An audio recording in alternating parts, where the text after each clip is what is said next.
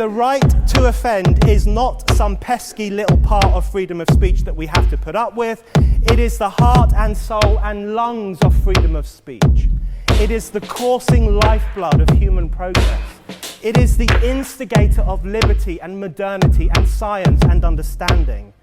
What a laughing stock today's student leaders are, that they can so casually dismiss the right to be offensive without realizing that their lovely, enlightened lives are the gift of individuals who gave offense. Offensiveness is not just something we have to begrudgingly accept. Offensiveness is the motor of human progress.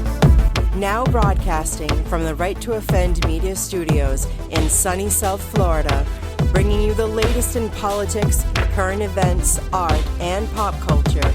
This is the Whitfield Report live with Sam Whitfield. But giving offense is good. In fact, it's essential. Do we gotta kick him to reboot him, or is he muted? Maybe. I hear, Tail, that's how you reboot the cripples. Facts. You kick him in the ass. Well, Rumble decided to lag on my end, so great going, guys. Hey! Anyway, welcome to the Whitfield Report. I am your host, Sam Whitfield, broadcasting live X and on the Whitfield Report Reloaded channel on YouTube, of all places. YouTube, which I'm not holding my breath. In all seriousness, that YouTube will stay honorable like they say they're going to. But hey, if the Catboy Fuhrer himself is getting recommended in my algorithm without me even searching him, then clearly Right to Offend Media content is way better. Let's just enjoy that we can give it a go, and we're already established elsewhere, so it's not even we're already multi-streaming, let's just add one more. I love it. I already opened with jokes about that you kick cripples to reboot them, so if we're getting kicked early. Right. But context, YouTube censors. Yeah, and both the other gentlemen on the panel identify as crippled Americans. Facts. And one of them recommended me in the past that when a crippled American gets stuck, you're supposed to kick him to reboot it. So I'm just taking the advice of a crippled American. That is true. Yeah. It's health advice, Sam. We've been hearing a lot of advice this week. Advice on censorship. Yeah. We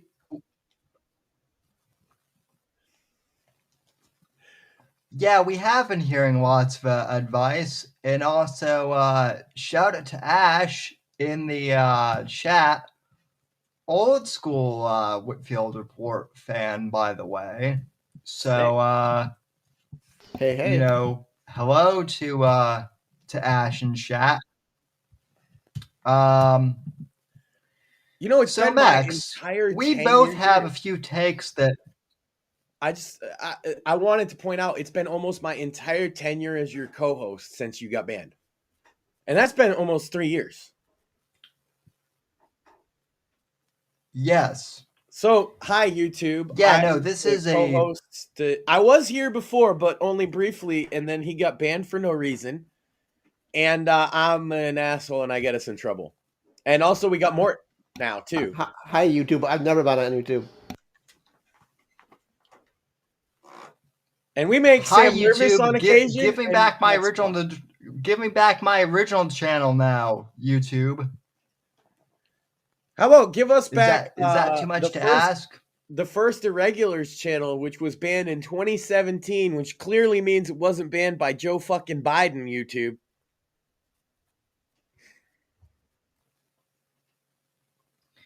Sorry. Yeah.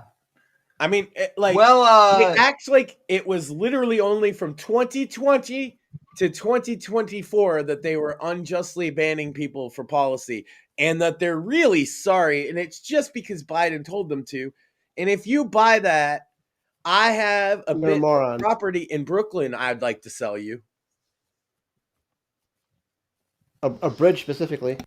Yeah. Also, check out my new crypto.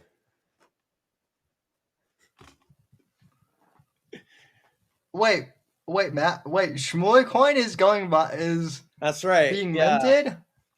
That's right. If you buy that YouTube only did censorship for Biden, then you'll love Shmuley Coin. It's an investment opportunity for geniuses such as yourself. The real big thinkers out there that think that YouTube is a trustworthy platform, we have a coin that will make you wealthy beyond your wildest dreams coming soon. Shmuley Coin. Hey, Sam, Mort, did you guys check out the new RTO show this week? The Shmuley and Balabo show? Anybody? Yes, I did. Yes, I did. We still debuted a new show. And my theory about kept it secret for a while. It's been in the works, but we finally got all the pieces together and threw it up there Monday night, kind of with no promotion to see how it did. Did pretty well, actually. But I'd love to hear your thoughts on it, Sam. Well, my immediate reaction is Balebos proved my Shmuley theory right completely, which is I've been saying for years that Shmuley has autism, and without me even prompting in the chat, she said to Shmuley's face that he has autism. Well, she said for sure that he has the physiognomy of autism, which means the facial features, I guess. I'm not really hip to all the terms. She's a smart one, and they were saying all kinds of. It's a wild show. Check it out at RTO Media. That one's only on Rumble that week, but maybe expanding further later on. But man, it was an interesting piece. I'll say that, and I'm glad people enjoyed it. Shmuley and Balabo show. I guess it's going to be a Monday night live broadcast type deal.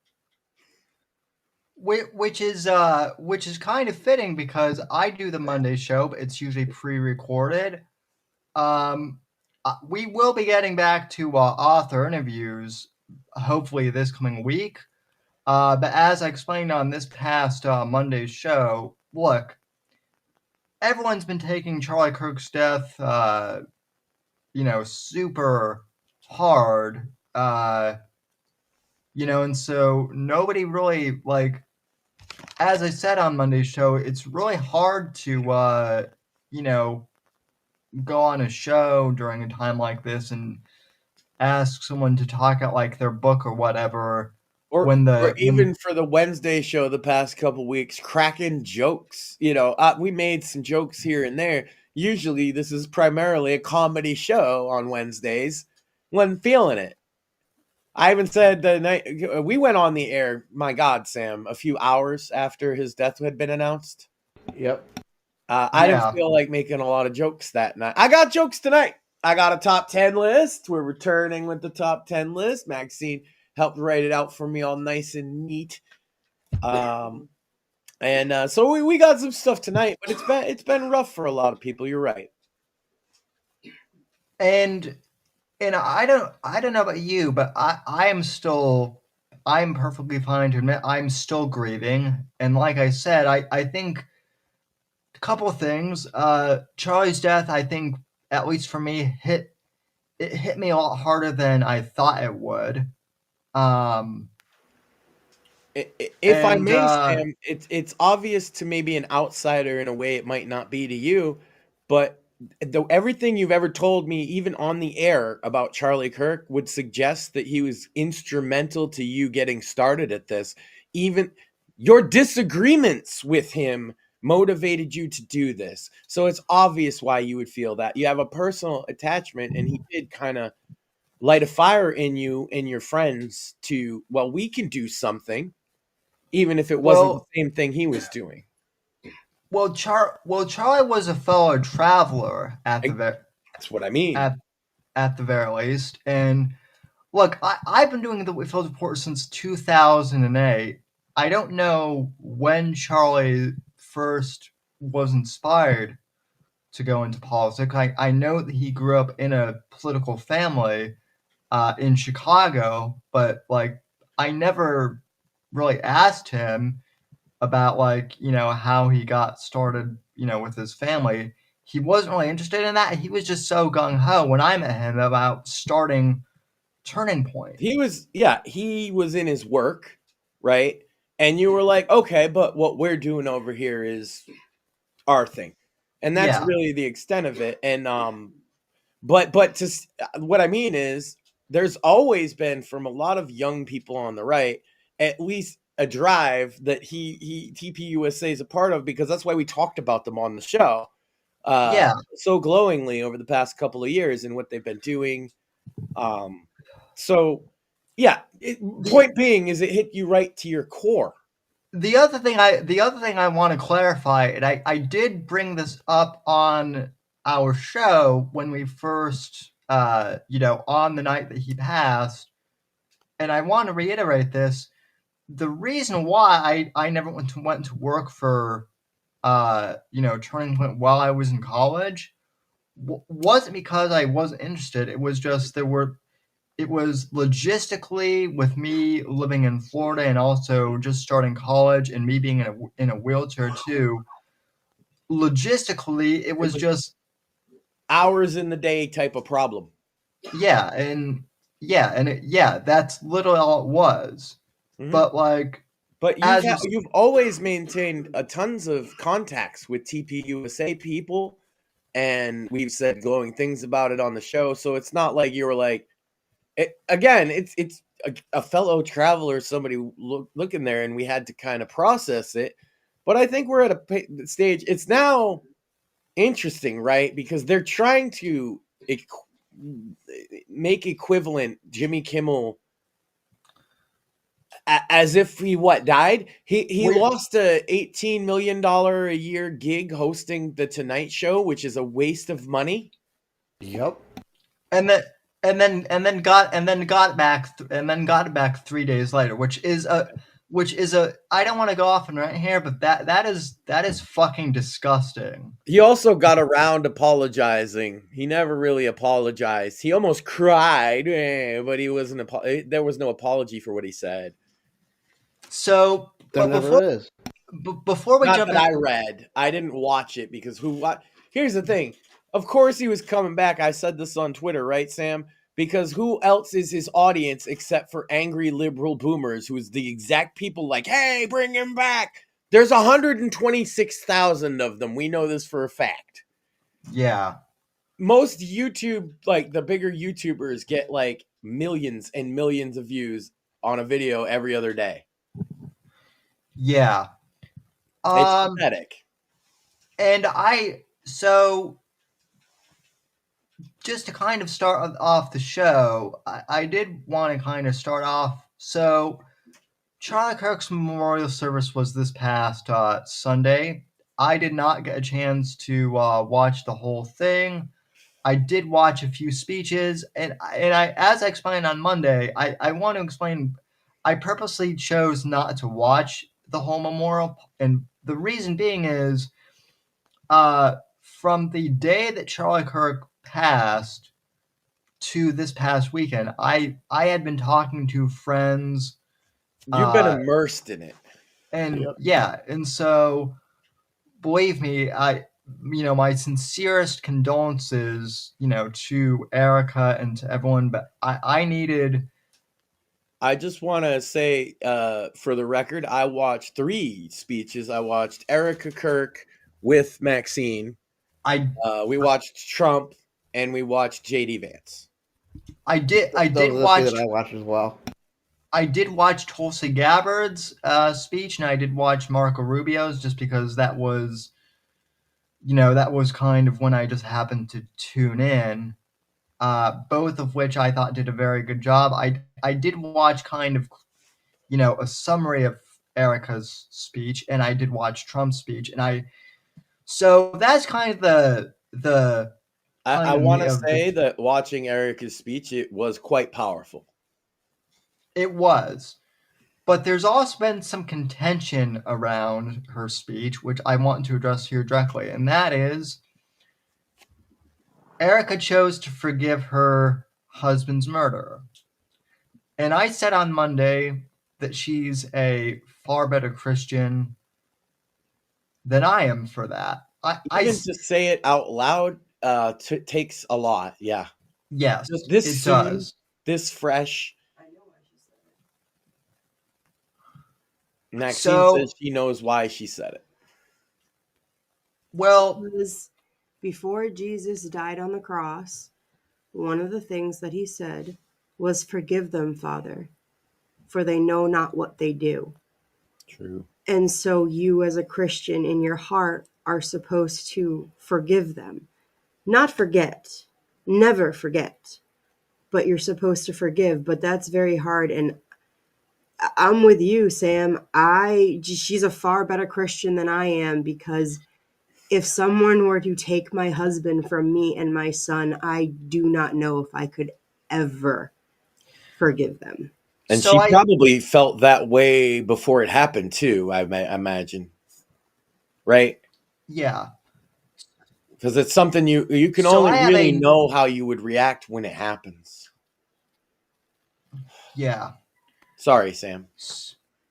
So I have a super nuanced take on this that I don't think either side is really going to like, because, so there's kind of been a bit of a schism. There have been some people who think that Erica was, that she did the right thing to forgive Charlie Kirk's murderer, and that we should all forgive him right now because she did. Right? And then there are others who think that that she did it too soon, that she hasn't processed, and that she just did it because it looks good for the camera. And to be fair, I know people aren't going to like this. I understand why people think that that's the case, because it's a really easy accusation to make because of the situation. Yes, with fair and also the way that part came across in the speech, it almost felt like cinematic, almost like something that would happen in a movie. And so I understand why some people think she's a grifter for saying that. I'm not saying I think she is, but I can see where people might think she is. And a good counter argument to that is that that's because art imitates life sometimes, especially emotion, right? So she almost tears up saying she's forgiving the guy makes sense to you. On the one hand, yes, it could be a performative gesture. You could see it that way. And on the other hand, you could see it as a genuine expression of emotion. I don't think it's unfair for people to say either one, but no, because everybody has a different grieving process. Everybody takes a different amount of time. Everybody deals with it differently. And like you said, I can understand some people seeing that and, thinking of it one way, but I'm able to kind of like put myself in people's shoes a little bit better than most people. And the reason why she was like that is because that was the hardest thing that she had to do and say. Yeah, and easily. That is why before she even stepped up to the podium to talk, she prayed. Because I guarantee you, she was just like, Lord, give me strength. Charlie, be by my side. Help me get through this. But I would say, Sam, you make a good point, because there are a lot of Yeah. people out there telling people how they should feel, essentially, based on what she said. And that's wrong. Look, her forgiveness is hers to give. It's not expected of you, nor is it you get to tell her when she gets to give it, right? Is that fair? Correct. So I think the criticism is like, I can see why people make them, but a little bit unfair to a grieving widow in such a traumatic fashion at that. Yeah. One day he was there with breakfast with the kids, and the next day she's standing over a coffin. Oh, can I interject about something really, really, really quick, because it's actually been on my mind. I've talked hold. Mm-hmm. Go ahead. No, I was saying let Sam go. It's quick. He's been trying for a minute.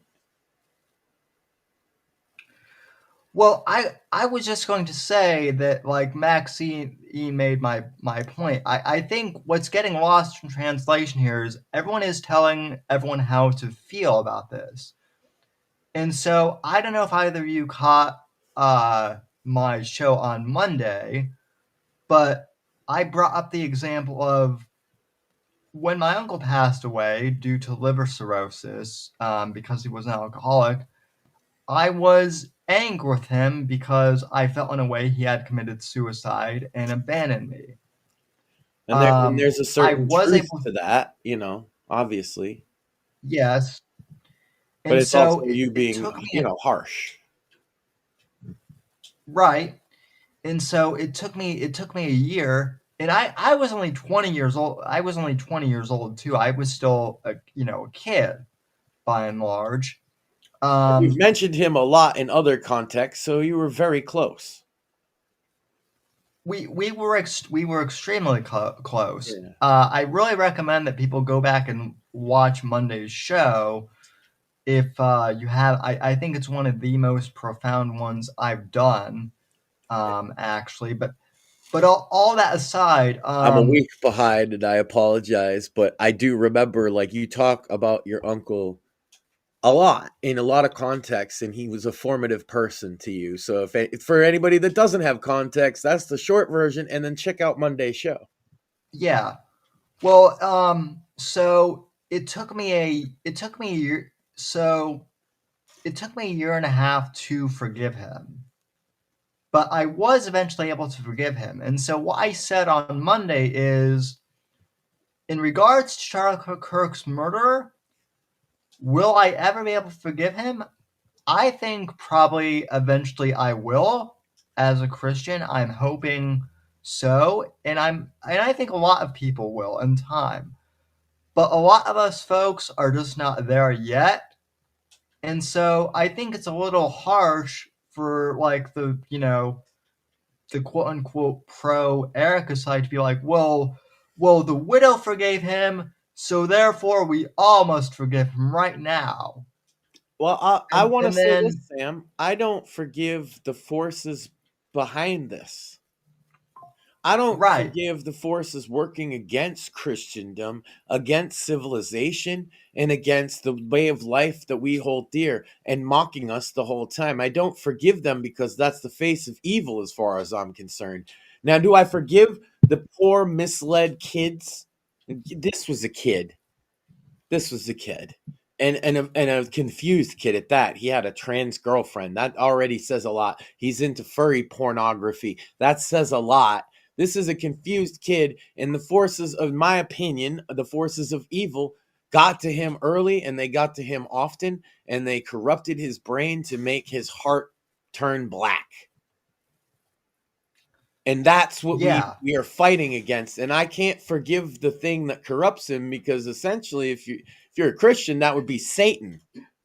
If you're the forces of evil, if you're one of those weird Jedi people, it's the dark side. But either way, we have an obvious word for this type of thing. It's anti-civilizational, it's anti-personal, it's anti-social behavior that is being encouraged and fostered, that I cannot forgive. The forces who push this, I cannot forgive because I am taught to stand against them. Maybe that's not every Christian's take on it, but certainly guys like Lavoy Finicum inform me a lot more than maybe others who I should listen to more. But we cannot just stand by while evil happens and allow it and say we forgive it. We have to stop it at its core. What's going on here?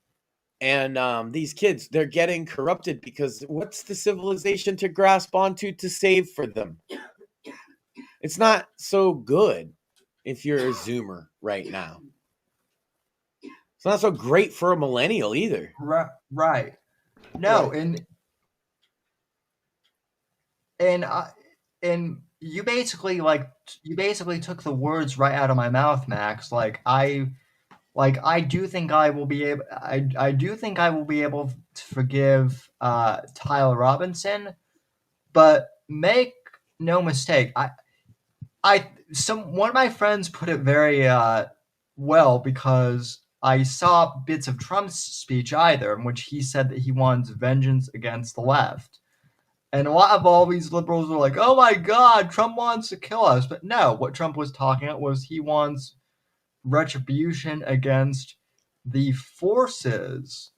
They don't understand evil. what they have done for the last 10 years leaves many people to be completely deaf to their plight right now, do they? When you banned boomers talking about their transmission for saying tranny, guess what? They remembered that. They remember Facebook jail. They remember this stuff, right? And now that you're out there saying, oh, but Jimmy Kimmel, they're like, dude, Jimmy Kimmel clapped when Trump got banned off of everything. Twitter, he got banned off of Twitch, he got banned off of YouTube, and Jimmy Kimmel clapped for it. So why would anybody shed a tear for him? It's fucking bullshit. Both sides, my ass. Here's what I will say in regards to that. The left, quote unquote, has treated Bill Maher terribly. Yeah. Because Bill Maher is the only one saying, you guys are monsters. And they're now trying to cancel Bill Maher. It's funny because you were pointing out mildly agreeing with Bill Maher before anybody on the right. I remember I was like, Sam, are you Bill Maher? Are you serious? What did he say? And you showed me a clip and I was like, yeah, you know what? That was kind of reasonable. And then next thing I know, like Benny Johnson's showing the same clip and shit like afterwards. And it's like, yeah, because you have followed, like, that's the thing, is you've been following the mainstream talking heads. Like, another one is a lot of people are surprised by Keith Olbermann. And as soon as I saw him blow up, I was like, oh, Sam could have told you. Because Sam's been dunking on that guy for fucking decade. The first time I really got like Twitter famous was dunking on that guy. Yeah, and he's been a lunatic. Sadly, am I wrong in saying Keith Olbermann has been calling for violence in public for a decade at least? At least. Probably more than 15 years. His strain of leftism. Yeah, I'm just trying to be, because did you at any point in your original YouTube tenure ever have anybody on your show call for violence against anyone? I highly doubt it because of who you are, but I just have to ask out loud, right? So you got banned. Not that I remember.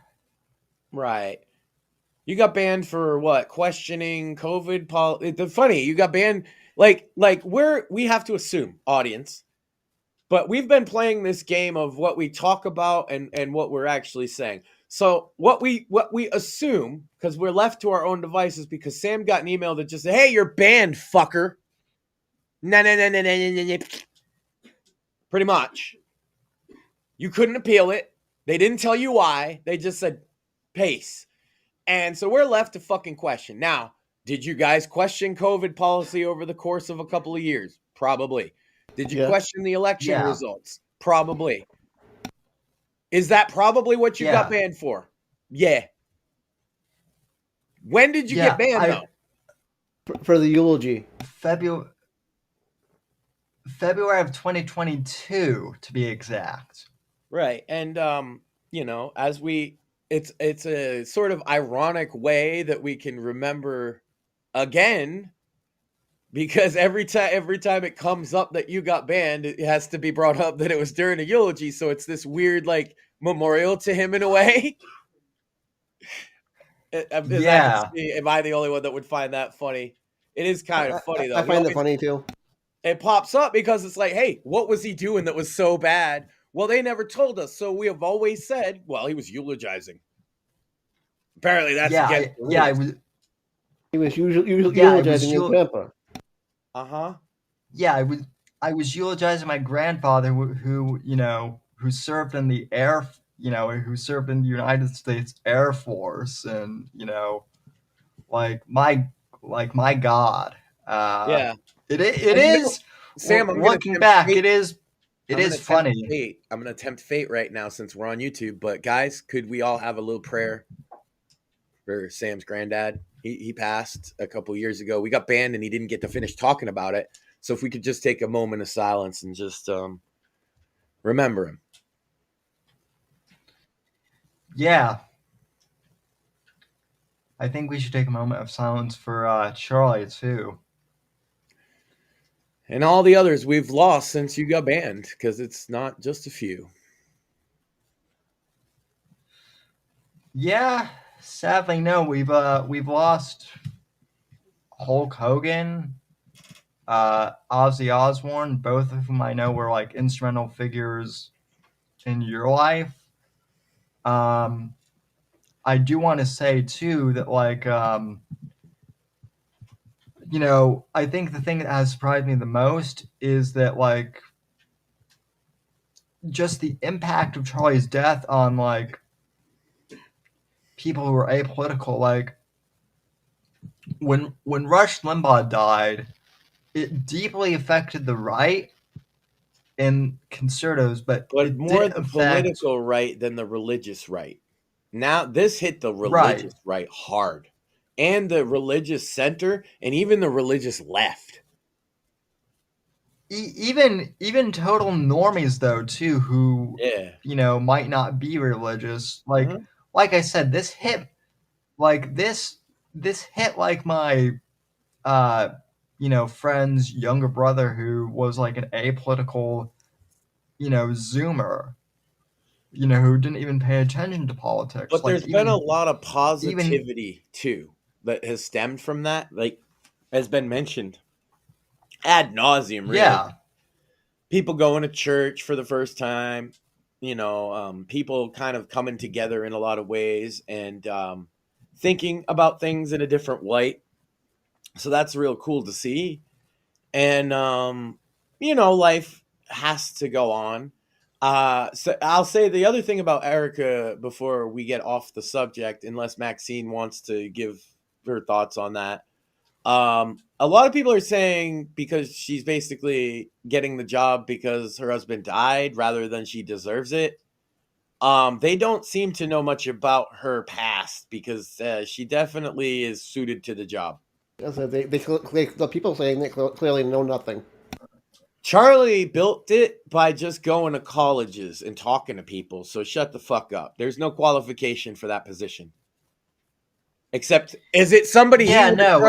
Is it somebody he would have trusted to do the job? Well, I don't think he would have trusted too many more people than his wife. Right. And if he's wrong for that, he would still choose it anyway because it's his wife. Even if he was wrong, even if he turned out trusting her was not a good idea, most men would still trust their wife because they trust their wife. Yeah. Also, anyone who thinks that beauty pageant queens are dumb by default, granted, there are a few out there, but by and large, most of them are very educated. At least the ones that I've met. Sam is a huge defender of beauty pageant queens and Playboy bunnies and basically beautiful women, ladies. Sam is a defender of beautiful women everywhere. Shower Sam with the ladies. That is true. And he's a successful author. Award-winning. Show the book. Show the book. Show the book. That is true. And you can pick up my latest book, Sins of the Assassin, which I realize YouTube hasn't seen unless they've tuned into Eric's show, A Tale of Two Scribes. Although, shoot, I don't think I hadn't released this yet when I was on there. So yeah, pick up Sins of the Assassin. It's book 4 in the Shadows of Deception saga, my thriller series.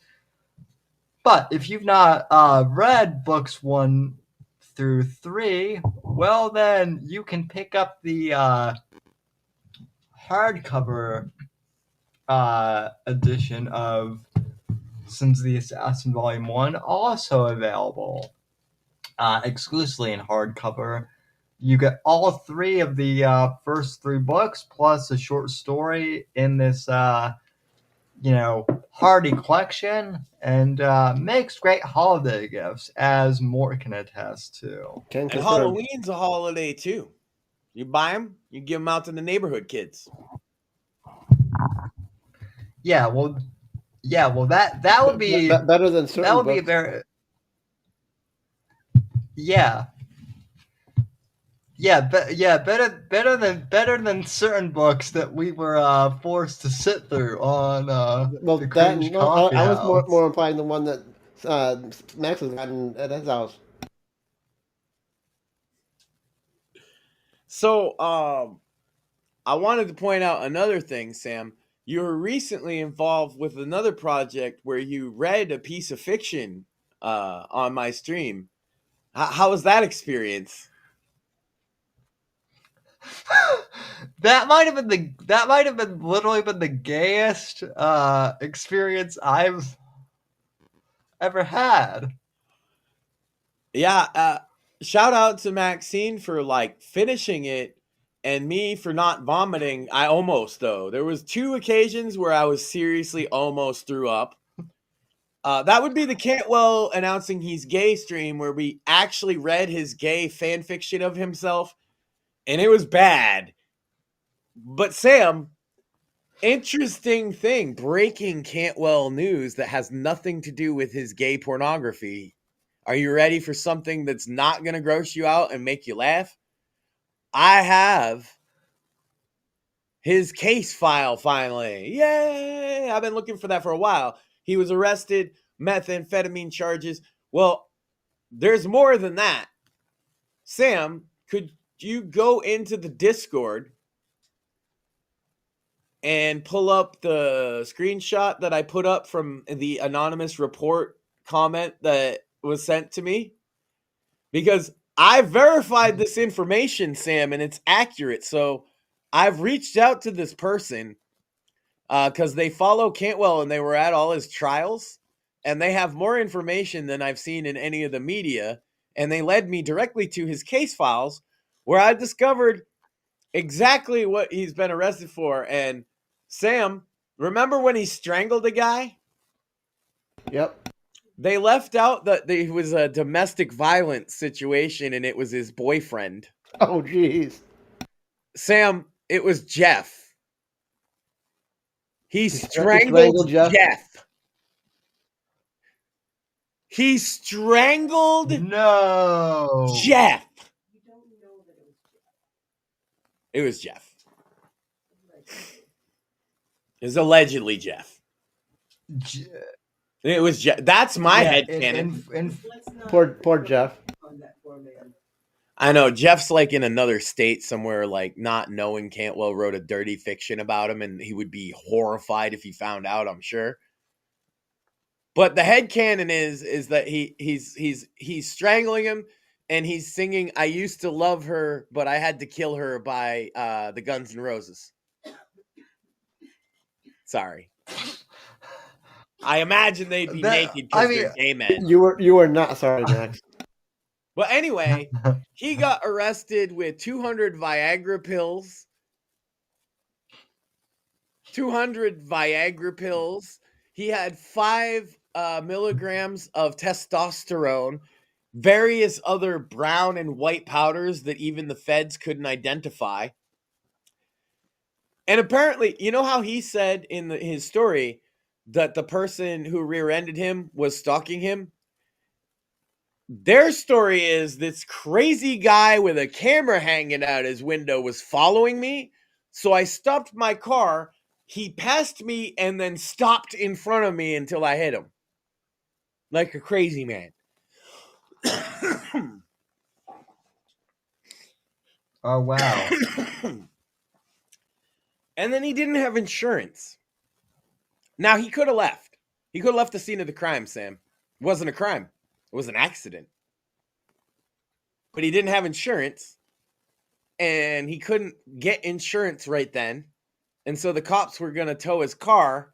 So they had to take inventory. Because you have items in the car, you have to keep track. They're the cops, right? So they got to keep track of what was in the car in case anything gets stolen. You could sue them. Well, he had lots of drugs in the car. Lots of drugs. And 12 cell phones. Also, he was texting while driving when this lady had the accident with him. She's terrified. I am certain she's not an Israeli spy, Sam.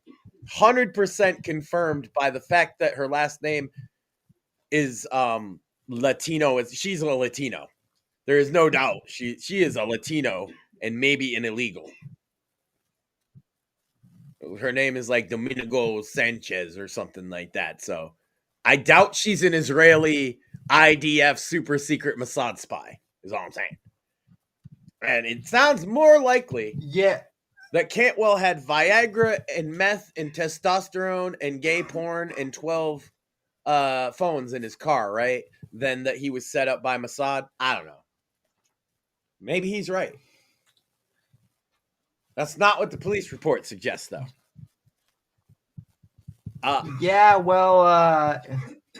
So I want to get to the big spoiler anyway, even if you can't bring that up, that's fine. Because the big one was that they told me I'm taking everything else they said, Sam, I verified. The case numbers, I went through. You can ask Maxine. I did my diligence to verify these claims.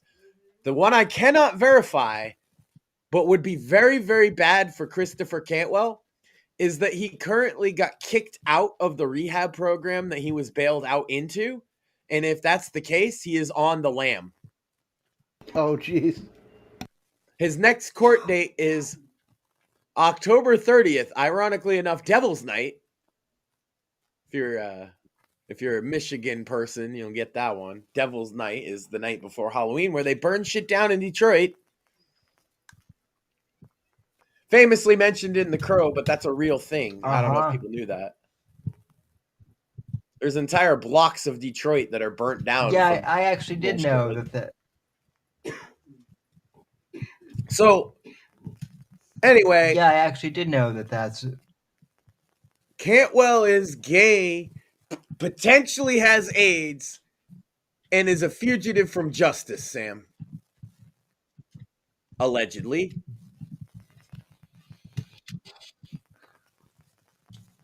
Yeah. Oh, there you go.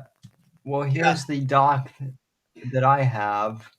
Yeah. So that is the source, and all that information there, besides the first introductory statement where they're saying that they follow Cantwell and explaining kind of what they're doing, all the rest of it comes from the police reports, but they gave me the link to go to and the case file and told me how to find it, and I found it right away. You know, Sam, I've been saying I can't find his case number. Well, there it was. And yeah, you can see on there, there's another comment after that has the list of all the things he got caught with, but it's really funny because he got charged with class A, B, C, and E possession. All of them. Separately. Damn. So he had everything but weed, Sam. He had literally everything but weed. Every class of drug you could have except for weed. Just thought that was funny. That is kind of hilarious. Yeah, but he had 200 Viagra pills. He had testosterone. People want to read it. I'm gonna do a stream on the new information now because it's a lot less gross. I was thinking I might do it as like a Law and Order type episode, and read some of it in a noir voice and such. It'd be very fun. To wash the taste of his gay pornography out of all of our collective consciousness. It had to be done, though, Sam. Do you see it bore fruit? Yeah, I think that.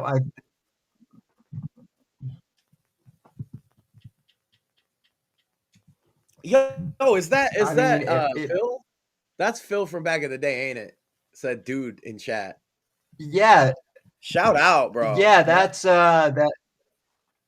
Yeah, that's Phil, who actually, funny enough, Phil was part of the Turning Point USA group at Penn State that I kind of knew.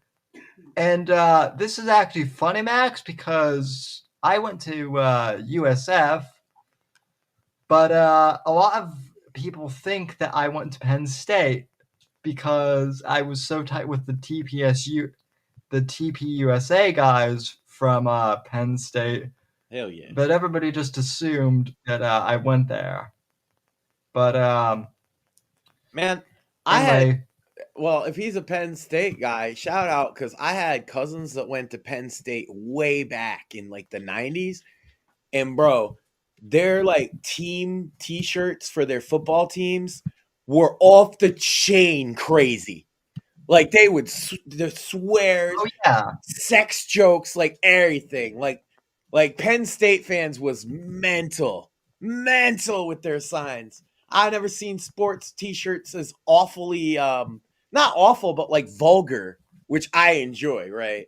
So my cousins, they used to send us some of these crazy t-shirts. It's like they'd draw like a big dildo fucking the other mascot in the buttons. It was wild, Sam. Absolutely wild. They were ruthless too. They'd throw shit at the other team. Oh man. Shout out to like Penn State fans specifically from the 90s. Y'all motherfuckers were like some loyal fans. Yeah, that's true. Also though, like Penn State was one of the specific campuses that unfortunately got targeted by the Gripers when Nick Fuentes was beefing with Charlie Kirk. Oh, what? But I thought little Nicky was Charlie's bestest friend, right? Everybody loves Nick Fuentes and his cum hunting. I'm so sick of. Can we just stop pretending anybody on our side likes that? Fuck. Yeah. I guess YouTube does. Well, I mean, consider. Yeah, so like that's another thing I want to. So like everyone's like, "Oh my God, Sam, you're going back on YouTube. Why?" And I'm like, "Well, we have multiple channels. We have like multiple streams, so I'm not that worried.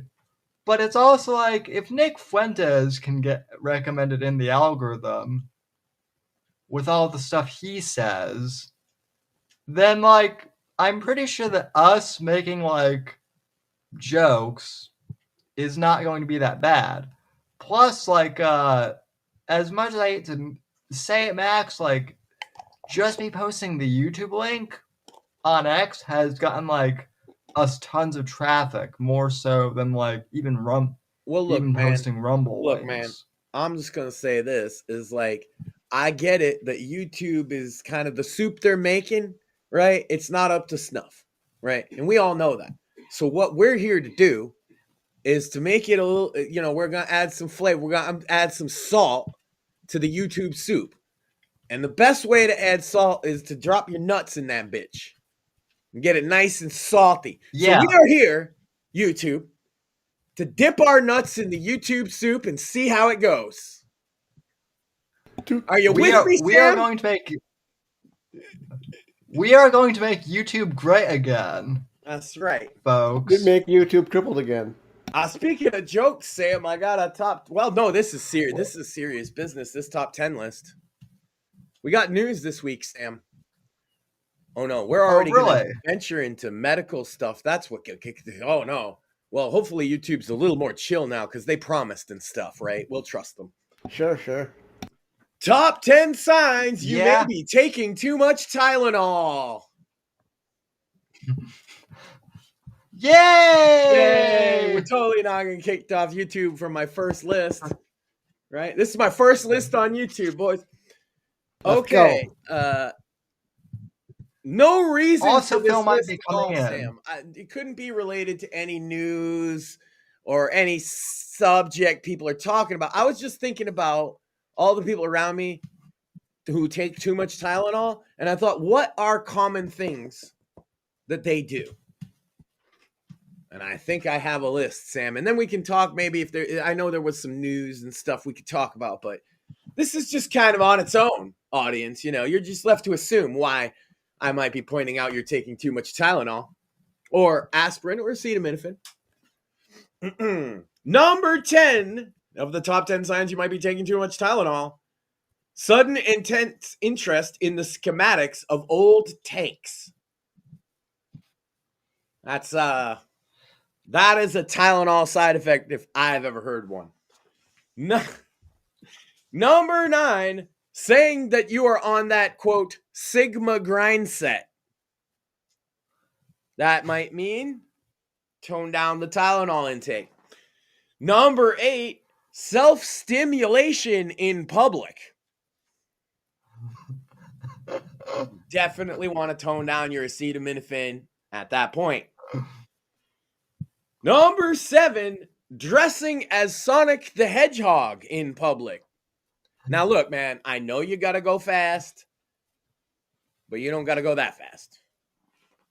Number 6, literally ever viewing furry/brony content. If you find yourself looking at furries, discontinue Tylenol use immediately. Knowing the Pokemon theme song by heart. How many are guilty? I want to be. You're all guilty. You know it. To be fair, Max, I'm not so sure. I plead the fifth there, Max. It's a trap. Number 4, also equally a trap, Sam. Number 4 sign you may be taking too much Tylenol, being, quote, trans or, quote, queer. Number 3, falling into rabbit holes about niche politics and arguing with weirdos online. Fuck! Oh, God. Oh, no! You mean to tell me? Number 2, we suck again. Watching anime/hentai. Anime or hentai, probably discontinue the Tylenol. Fuck you. And so we run it back here, just in case. It's important information we're giving out here. These are the top 10 signs you may be taking too much Tylenol in the quick format. Number 10, sudden intense interest in the schematics of old tanks. Number 9, saying that you are on that, quote, Sigma grind set. Number 8, self-stimulation in public. Number 7, dressing as Sonic the Hedgehog in public. Number 6, literally ever viewing furry/brony content. Number 5, knowing the Pokemon theme song by heart. Number 4, being, quote, trans or, quote, queer. Number 3, falling into rabbit holes about niche politics and arguing with weirdos online. Number 2, watching anime/hentai. And the number 1 sign you may be taking too much aspirin/Tylenol/acetaminophen is an intense interest in trains. Which, guilty. I like trains. Wow. If you're out there my denying that you grandfather- like trains and you're a man, I question your manhood. So we've all been fair, taking Sam, too much Tylenol then. I had a heart attack and I take Tylenol every day, so I'm just going to be as autistic as fuck. So yeah, they said that Tylenol used during pregnancy might lead to disproportionate outcomes of autism. These are backed up by a Harvard study as well as other things I looked at. And man, has the news dropped like a bomb on the fucking internet, huh? Yeah. So, but I do have some things that I wanted to say and clarify about that, but I'd like to hear what's your perception of this debate since you haven't looked a lot into it? Does it seem reasonable to you? Well, real quick before we dive into that, I want to welcome in. Speaking of Penn State, Fluffy Phil, who hasn't been on the show in a while. Yo, but welcome. Welcome. So, what's up, guys? Oh, not much. How you doing, man? Long time no see. No, but y'all doing okay?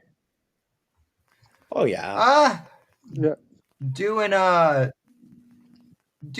well as can be expected since Charlie's assassination. Yeah, finally got back. We're getting back on our feet. Yeah. Yeah, that took it out on a lot of us, though. I mean, I don't think anybody really. I mean, you want to say you expected it, but you don't really expect it until it actually happens. So, I mean, but I will say this: look, going with what y'all were saying. You know how you know you're not taking enough of Tylenol?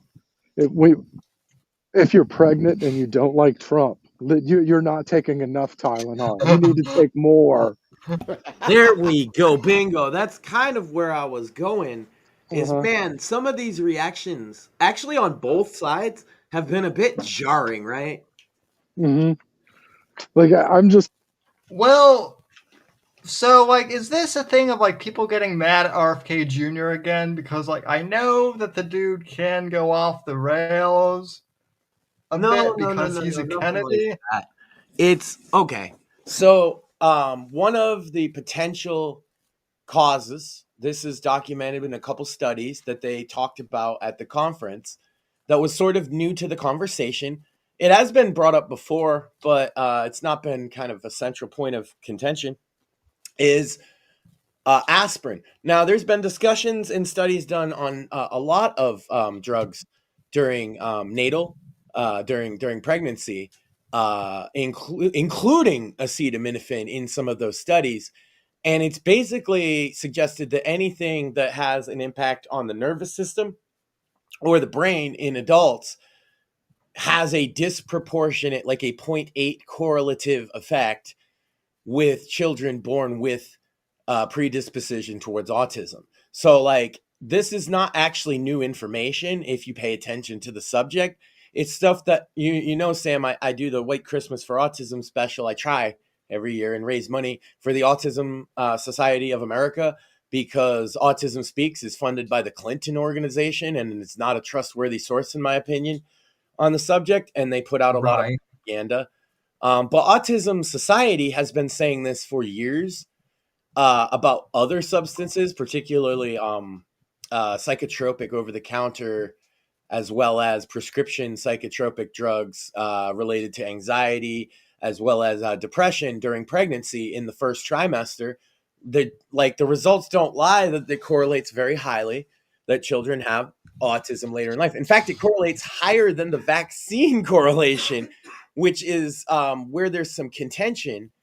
And there might even be an explanation for that is like vaccines cause fevers. And so you would generally give a child acetaminophen for a fever, right?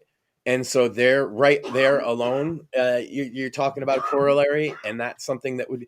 And so they talked about things that needed to be studied in the future like that. That's not a proven thing. That's just a suggestion of what could happen. I'm trying to be as I'm a layperson as well, Sam. I just read this stuff and I'm trying to explain it the best of my understanding. So if I get things wrong, I apologize. So the left's reaction to this, as he pointed out, has been insane. It made my wife actually kind of cry and pray for the baby. A video of creators she even followed chugging aspirin while she's extremely pregnant to like own the Republicans, which is disgusting. Oh, jeez. Yeah. So if you didn't know, besides the autism risk, liberals ignore the autism risk. Like Tylenol doesn't recommend giving Tylenol in any form to pregnant women unless there's literally a fever over 102 degrees, because there's no other safe thing to give them that won't cause like a miscarriage, that will break a fever. But otherwise, you're not supposed to take Tylenol at all. Right. And the recommendation going around the last few, since it was made in the Obama administration, to recommend women to use Tylenol for headaches and regular pain relief when pregnant. Dude, I'm sorry, but if these studies bear fruit, then there is a good class action lawsuit, in my humble, non-legal, just some dude opinion. Like, obviously, if they caused this, to some degree, there's a liability, at least in my opinion, or at least there should be a hunger for one, Sam, because if that's the case, they did a generation wrong. I wonder what legal mindset would say about it. Yeah, that's hard to say, but I will say that I've seen people on the right also taking what I'd consider maybe extreme positions on Tylenol as well. Now, I'm a man who is about to turn 42 years old very soon, and I've had a heart condition, and so I'm prescribed acetaminophen every day. I take a baby aspirin, Sam. Same here. That is not the same as a pregnant woman, nor is it the same as a developing child, right? These are separate scenarios. And so doesn't mean you got to throw all your Tylenol out of your closet, boomers. It just means that it means that you don't want to give kids Tylenol maybe until they're sure of such a thing. But hey, you could just freak out and take it all out of your house too. It's just, I've seen some really wacky responses to what is ostensibly, as far as I could tell, Sam, a very scientific panel discussion about a new theory.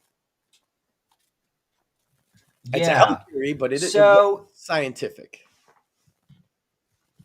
So is this like another case of, so does like RFK have anything to do with this at all, or is the left just like memeing him again because that's what they reflexively do? Well, he has to do with it being brought up and have the conference, but these are studies that have been done by Harvard. Certainly Harvard are no fans of the Trump administration, right? Harvard Medical. Another one cited, I believe, from Stanford. I'm not positive on the second one, but I know one of the studies is a Harvard study, Harvard Medical. I read them just yesterday. And I read through most of it. I'm a layperson, so I don't understand all the what they call the white text of it. But I certainly understand the abstract and can break it down and then look at a further bit of the data and things. And it seems like what they're saying bears out with the sample sizes and all that. They had a control group, everything else. This is this is science. So basically, if you see this on the left and you're like, oh, that's garbage, I'm going to have as much aspirin as possible while pregnant, you are not following the science, as the left used to say. That is just unquestionable. But following the science only mattered for COVID. Yeah, well, they haven't. Well, when I was first working, one of my jobs was I worked in an ER, and so when I got one of my very first patients, I'll never forget this. It was somebody that tried to commit suicide by ingesting like a whole bottle of Tylenol. Yeah. And that happens a lot. They caught it quick. So they caught it quick. So you know what they do is they make you take in charcoal to get all that stuff out. Like if they can't pump your stomach, they'll feed you charcoal, and I'm telling you, it is a miserable experience. And that, like, honestly, I just laughed at them. Like, while they were puking out their freaking Tylenol and their charcoal, I was just laughing at them, which I guess might make me a sick fuck, but You're in good company then, because we're all sick fucks. I would like to think that the woman Yeah. in the video that's chugging the Tylenol is actually faking it, and she's not doing that, because that actually, she could cause a miscarriage. Yeah, I'm always.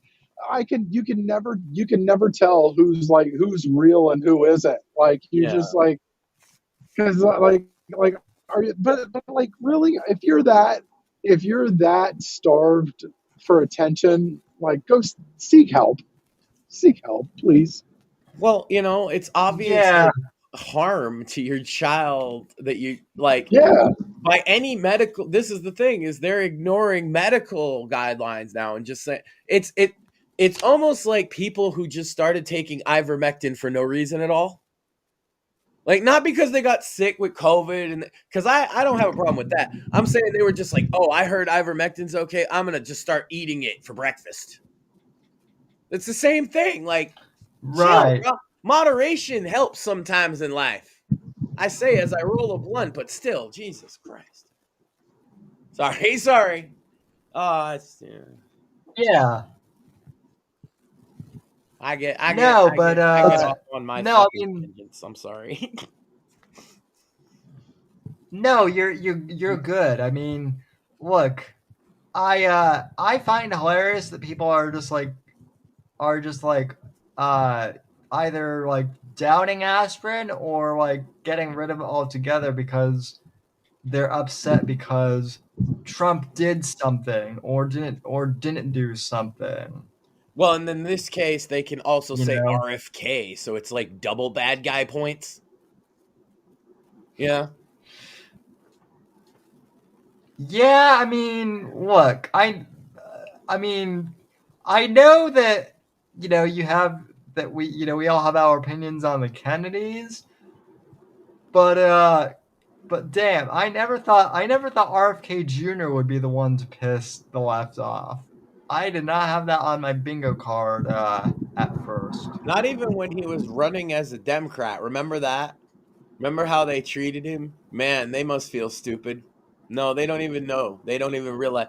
It's the same thing with the Charlie Kirk thing. They're still standing there stunned that they woke up the normies. They have no idea.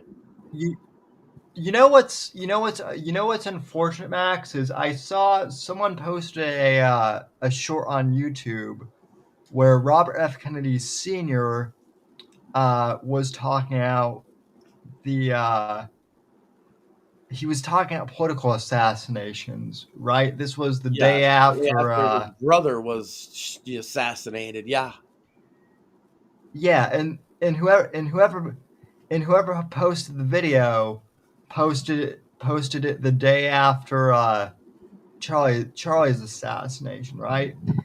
And the freaking I don't know if it was bots or just deranged lefties, all they could say is RFK would be so disappointed in his son, not understanding or being aware of why the person who posted the video at all.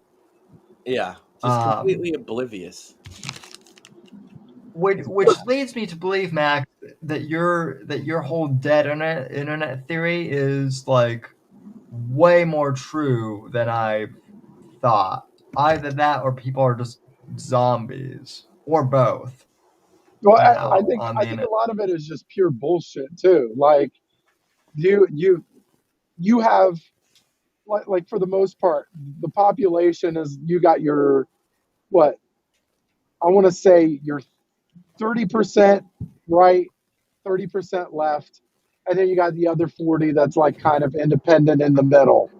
And like the problem is, like, the left, when the left speaks, they're not really speaking toward the majority of the country. And honestly, they're not even speaking toward half the country. They're speaking towards their extreme wing. Yeah, they're speaking towards the minority of their own side, and they don't even seem to realize it. But they speak loudly, and they speak often. So there's this like veil of bullshit that's like, that makes you believe that, oh, they're bigger than they actually are. But in all reality, and they know how to do that on the fly. Not to interrupt too much, I'm sorry, but they know how to do it on the fly too, because they do it so much where they know how to catch on to the next narrative instantly. Sorry. But it's like, but ever since Trump won, the majority of the country is looking like, oh, these people aren't really the majority at all. In fact, they're very small. They're very small. And even with Jimmy Kimmel, like everybody's the media's nut riding Jimmy Kimmel right now because he got 6 million viewers or something for his show. It's like, well, a large chunk of that is likely conservatives, or they're likely independents that are just wondering what he's going to say next. Is he going to apologize? Is he going to? Can he sustain those views? Yeah, no, they're going to fall flat. Give them a couple of weeks; they'll fall flat again. I said that Disney, for their part, actually had to bring him back. A lot of people don't understand because they're like, "What? All the public pressure, though." No, Disney was answering to the people that they knew actually watched this fucking guy. And it ain't us complaining about what he said. It's a bunch of angry liberal boomers. Because those are the only people watching television. We went over this on another show recently. Those are the only people watching television in late night is boomers, generally speaking. They are going to be liberal if they're watching this guy's show. And there's only 126,000 of them before he come back. That's verifiable. But I mean, and also his show ends I want to say his show ends in January, and like, so they're already paying him. You're not going to get anything that replaces him. Like, but I mean, you would be better. They have that like captive 126,000 boomer audience. And if they replace him with infomercials, they lose it. So they want to get their money. Also, Sam and I have been pointing this out since the Colbert thing. Late night shows, the way they do them. That's why we jokingly have referred to this as a late night comedy, at least until what happened with Charlie. We've been a little more serious since then, but was like, it's so expensive. They have these big studios. They're paying all of these staff. They pay these guys inflated fucking budgets. They bring in all these live studio audiences. And for what? 100,000 fucking boomers to watch 5 nights a week. It's not like mathematically, it ain't mathing. And I don't think it's sustainable no matter, like, they could replace Jimmy Kimmel. I think the model itself isn't sustainable. Yeah. But I'm saying there's probably a financial element too. Like, they've already spent the money. They've already spent the money on the salaries. They've already spent the money on the the theater that they have. If they end before the end of the contract, a lot of the staff and shit will maybe sue and get upset, right? Well, I mean, it's not so much. I don't think that, but I mean, it's like, okay, if you're already spending the money. Like the money, the checks have already cleared and the money's been spent. So you might as well just keep the show and then prepare for life after, right? So you're not having to. What I mean is a lot of like the crew, right? They don't get paid like that up ahead of time. So like if shows like that, the Ellen had this problem too. When they shut down a show, is sometimes the staff will say you violated the contract, not with the host, but with the staff. So basically it just would be another legal problem, another payout. Like, it's easier for them just to bring Jimmy back, even if people hate his guts. Yeah. On every level. So I wasn't surprised. No. And but it's not going to so their audience skews left anyway, right? Well, yeah. Oh, it skews grossly. Well, the 129,000 people, or like he had like 1 million total views, but like the key market demographic was at like like 130,000 people or some along those lines. But it's not the 6 million is not sustainable. He's got his shock value for this week. He'll probably get some for next week, but it's not sustainable. No, he would have to do something drastic to sustain it, and even then, it's not sustainable after that. So it's this, like, he's now put himself in the most spotlight he's had in years and years. He gonna get that bump. Anybody that thought, oh, no one's gonna watch his of course, people want to watch a car wreck, even if they think it's gonna be one. Yeah, but that again, I don't think long term when his contract. I'm going. Oh, go ahead, Sam. Sorry. Yeah. Okay, so I'm going to make a prediction, actually, which is I predict that Jimmy Kimmel is going to do the same thing that Oh my God, he got rumbled from more and more erratic for shock value over time, because that's all he has. And also, yes, Ash, that is Phil, our boy, that is hell yeah. Here. So yes. I mean, we've been pointing this out, like, you know, that's like, why Colbert got I pointed canceled. this out on Monday too. Nobody, like, so a couple things I want to point out. Correct, yeah. So Sinclair, which is the syndicate that, like, dropped him, wanted so Sinclair Media Group is still dropping Kimmel's stream. Correct. And Next Star as well. Right. Yeah. Which I want to say, I want to believe so that's like a third of the network affiliates that air him. I think both of those combined were like a third, which is like that's a big deal. Like, you basically chopped like a third of his viewership.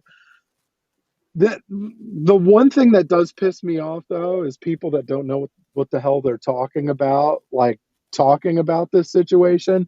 Like, I was looking on X, and there's like these sports personalities that are saying, oh, well, Disney could essentially block access to college and pro football. And I'm like, you don't know how this works. You don't know how the situation works. Because they probably the networks pay Disney for the rights to air their programming. So if Disney said, well, fuck you, we're going to block access to football, like, the network affiliates can sue and they will win. Like, that's a breach of contract. You can't do that. Like, the network affiliates are the ones that hold the power, because those are the ones that spent the money toward the programming. Right. So if they want to preempt Jimmy Kimmel, they're well within their right to do it. Absolutely. And if they so that the Disney really doesn't have much of a power move as far as that goes. I think a lot of people don't understand that nowadays how it works isn't so dissimilar from the old days. It used to be who owned the airwaves, right? It's not the airwaves, but it's the same thing. Who owns the distro rights? Mm-hmm. And in a lot of these cases, it is with the sports especially, it is the affiliates, and it's written in black ink on a contract that if they withheld that from the affiliates, it would be another legal issue. Just like I said, even keeping Kimmel off could open them up to lawsuits from him. Now, it doesn't mean he's going to win. Same with the staff thing. I want to clarify. Just because I said the staff thing could present a lawsuit doesn't mean I think that they would win or not. Just that clearly they would want to be compensated, right? If they got cut short because he opened his big mouth and they're a working class union guy, they do probably have some kind of contract to stand on in that case. I think it depends on. I think it also depends on the contract too. Like if they really, in all honesty, the affiliates bid because of football, right? Really, they're bidding ABC because of football, because of mainly college football and then college. I was some gonna pro. say college football Those are the primarily, money. and then like a secondary on the basketball, right? Yeah, those are the big money makers. Now, if that contract includes like discounted football in exchange for taking on like Abbott Elementary and Jimmy Kimmel and all these other garbage, like then okay. But if it's just we're bidding for a channel for the complete channel, then it's like, well, if you bring sports into it, that brings another interesting element I hadn't considered until just now. Mm-hmm. But ESPN is part that's the moneymaker. But I'm saying for Yeah. ABC directly, because those are ABC affiliates. And they just want that new app that's supposed to have basically all the sports for like $30 or whatever. That's like their baby right now.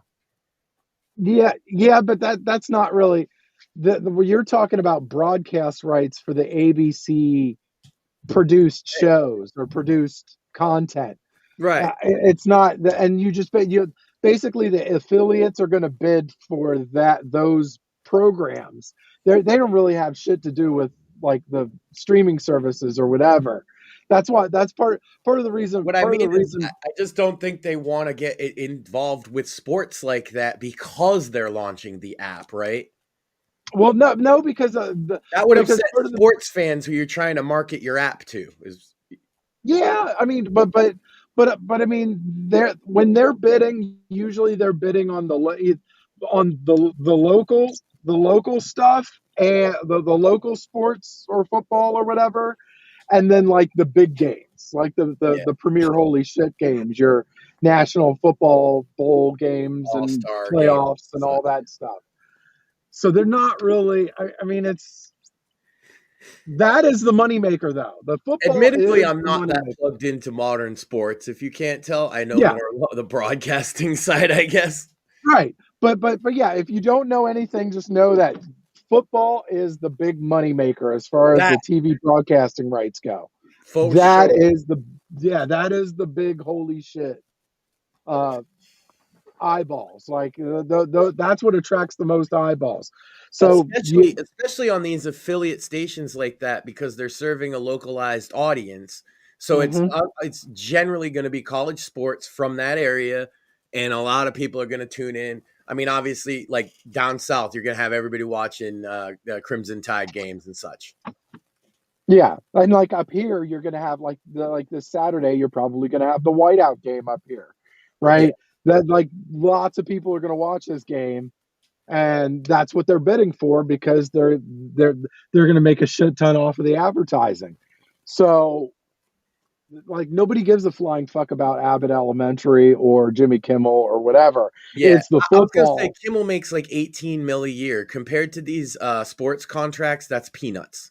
Yeah, but I mean, Disney will chalk up the loss if they can get. As long as they can get that football, the football sold, which I mean, they're always gonna. But if like these local affiliates want to preempt them, Disney's not really gonna give a shit. Like they'll be like, okay, well we'll put it on our streaming service and whatever. Like we'll just eat the loss. We're done with them in January anyway. That's the thing people don't get, I think, is that they're paying to create Kimmel Show. Where all the other, that's why the content is being sold to them. The sports games are not created by them essentially. And so they are having to pay for them. Whereas Kimmel, they are paying to create this content. So if the place paying them, getting them paid with the sports says, we don't care about Kimmel, it's really not even a loss to them. Yeah. Well, I mean, they are losing money. It's just, they've already, they're losing money regardless, like because they're cutting their losses in a way that it's in January. Like, look, we've got a couple months left in this this contract that we've essentially already paid for. My prediction is that they're not going to replace him with another late night comedy show, and this is I don't think so either. Saying. I don't think so either. Colbert, same thing.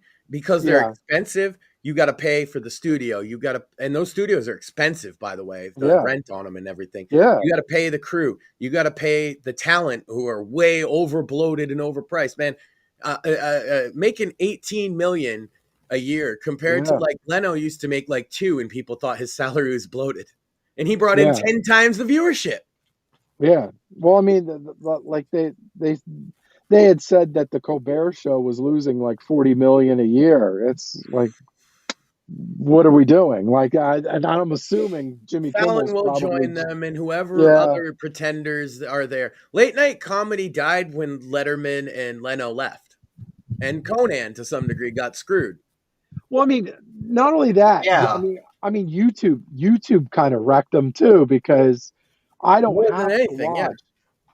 have to watch Colbert if I want to see something funny. I'll just go on YouTube. And I've been pointing this out a lot lately. Anybody under 55, pretty much, it does not tie to any late night. Generally, they're not even tied to the news. They might watch their local news, but more likely they're going to watch content online at their leisure rather than sit and wait for Funny Man at 11:30 p.m. Yep. But it's like the whole thing. The whole thing has changed. Even when there was a couple of sports personalities, Joy Taylor and all them. They got canned from Fox Sports, and it's like they don't. There's not a market. There's outside of like your Stephen A. Smiths and your Colin Cowards, like outside of those big guns. Like nobody gives a flying fuck about these other people, because like I can, if I want to watch a sports show, I can simply watch my own personalized sports show with the team that I root for. I could watch that on YouTube. I don't need to watch Tom Brady jerk fest for the fucking 100th time. I'm like, look, I just give me YouTube, and I'll watch whatever I want. And meanwhile, I'll watch the Tom Brady jerk fest because I live right down for street from the stadium, so that's my team. At least, but I'm saying fuck him for leaving, but he's fine again because he doesn't play for the Tampa Bay anymore.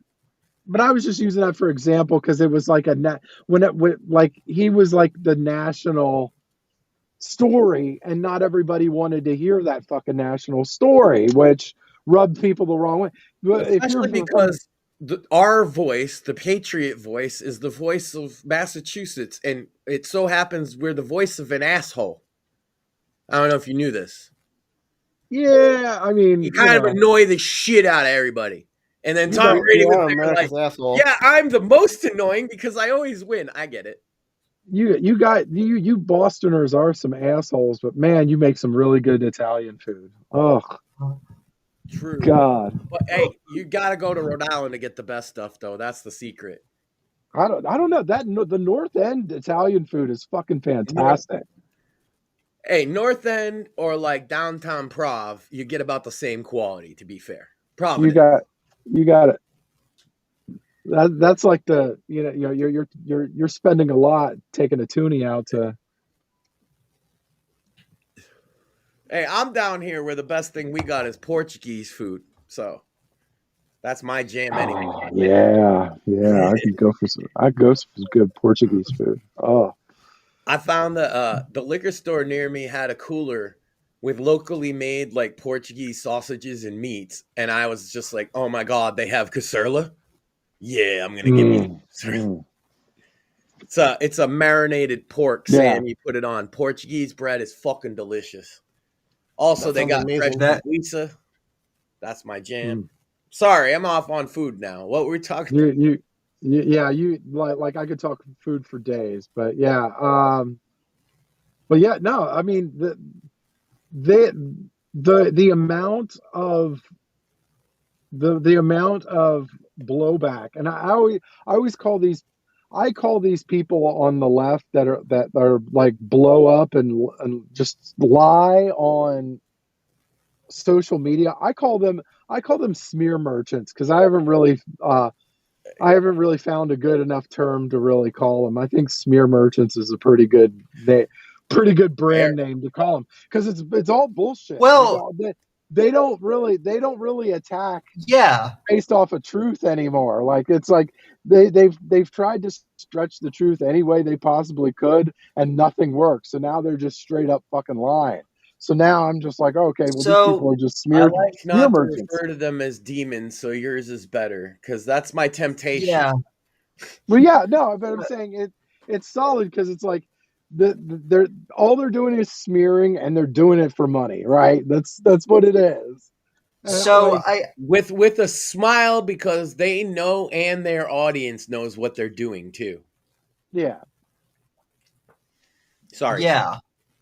So that's actually that kind of does tie into what I wanted to talk about here with the whole YouTube getting slapped by Jim Jordan, which is terrific and should have happened sooner. But so the left has been saying, so the original thing is, well, we need to moderate, conservatives on YouTube, because all this right-wing extremist rhetoric, it could be dangerous. It could get someone killed. And occasionally results in violence.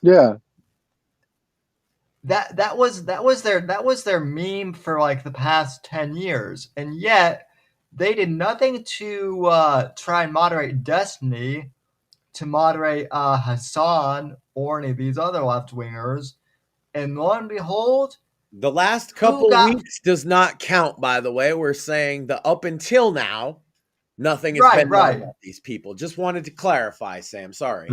Facts. Yeah, no, I appreciate you saying that. So the left was saying that like all these conservative YouTubers were going to lead to some horrifically violent event, right? But they did nothing to moderate anything on the left. Well, in a weird way, they kind of did I guess they kind of did prove a point in a weird way, but who was the one who got assassinated because of this violent, left-wing rhetoric? One of the most peaceful guys on our side, if not the. Yes. Mm-hmm. Yeah. Yeah. And so, cry me a river about, dangerous right-wingers being let back on YouTube. They wanted to tell us about these violent rioting criminals and how peaceful we were when we could see with our own eyes them committing violence. Well, many of us know Charlie from one way or another, from meeting him at events or things. We know the kind of person he was, the most peaceful kind of person you can imagine. It's not a question. He doesn't have a rap sheet. Yeah, and a lot of people and they get this Jimmy Kimmel thing. They bring this Jimmy Kimmel issue up like it's some free speech infringement, and that's bullshit. Supposed to move us. They're challenging us with our own supposed principles. What they don't, which is part of Rules for Radicals, for those that have read it before. But the problem is that they eroded our principles for censoring us so heavily for the past 10 years, like Sam and you were saying. But it's not even don't care no more. But all it takes is for somebody to look closely at the situation, and the whole thing falls apart. Just like the Jimmy Kimmel situation. You're on a look.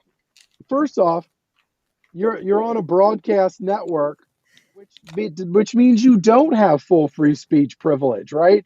Because they're FCC licensed broadcast networks. You can't say whatever you want. You can't do whatever you want.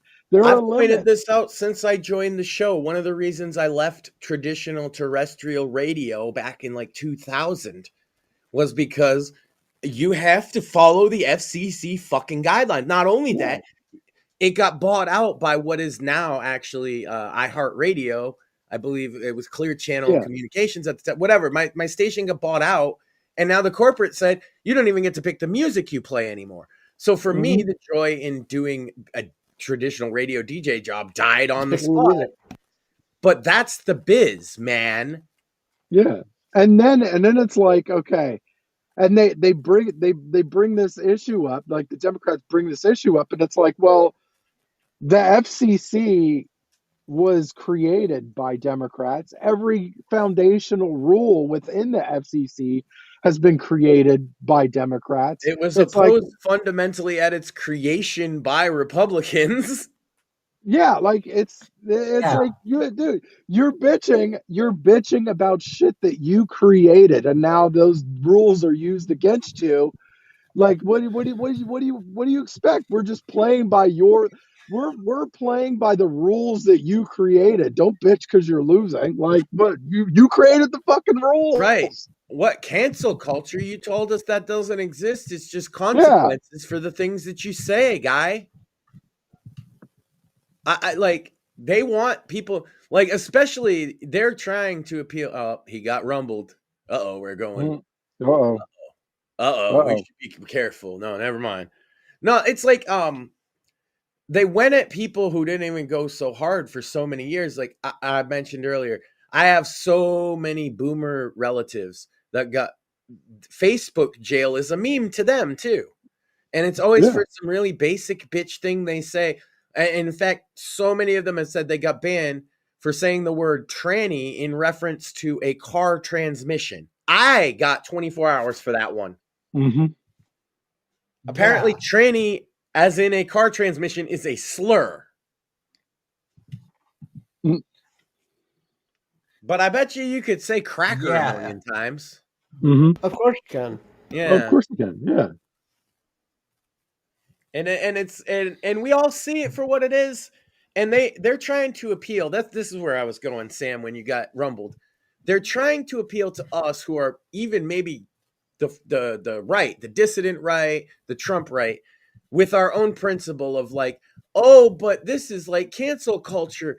Wouldn't it be terrible if they banned you guys? Wouldn't it be terrible if you guys got fired from your jobs? Wouldn't it be terrible if people treated you like shit in public and attacked you? Wouldn't it be terrible if people did bad things to your property? Wouldn't it be terrible if somebody shot you while you were trying to talk?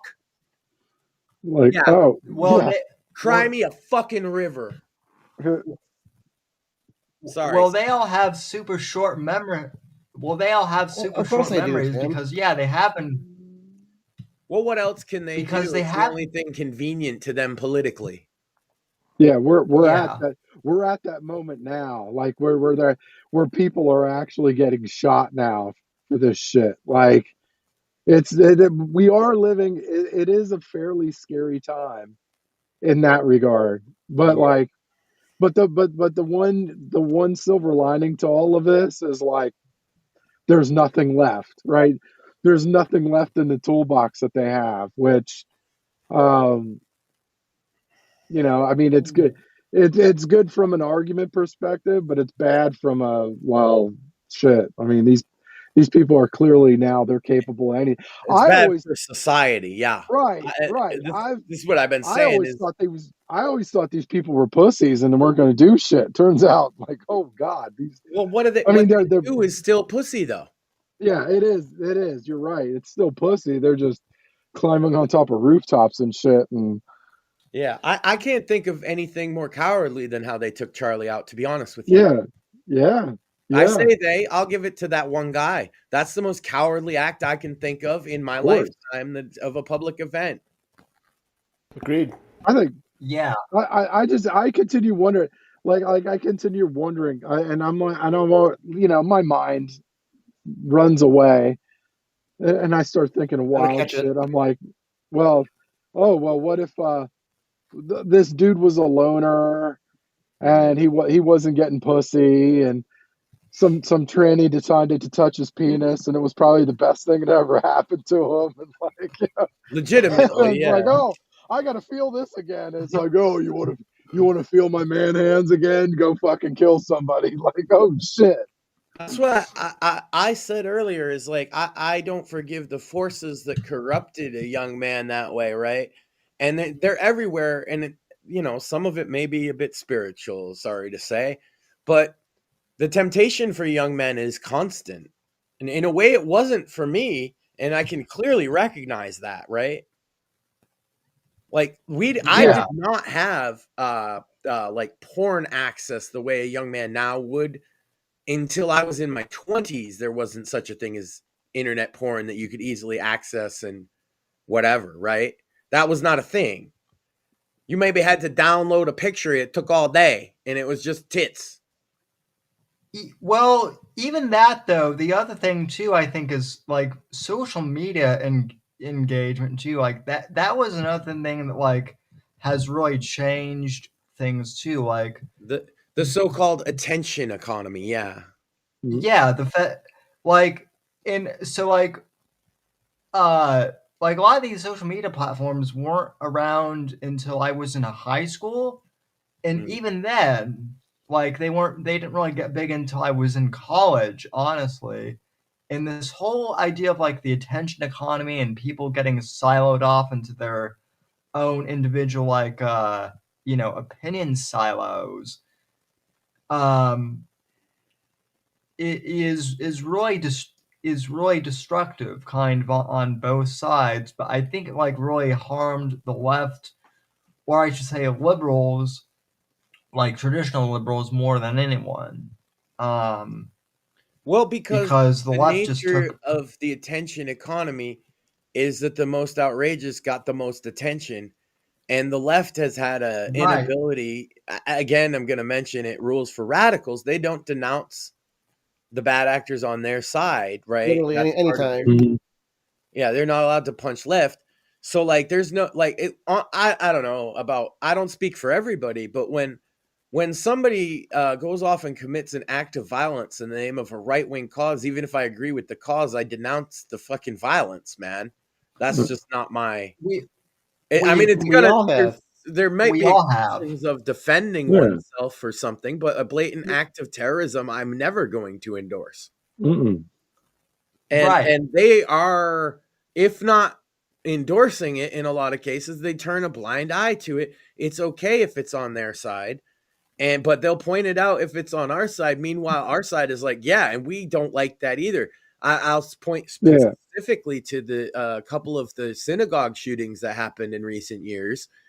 There wasn't people on the right cheering for the Nazis that did that, because we understand that they were radical terrorists and literal like Nazis in the case of at least the one in Pennsylvania.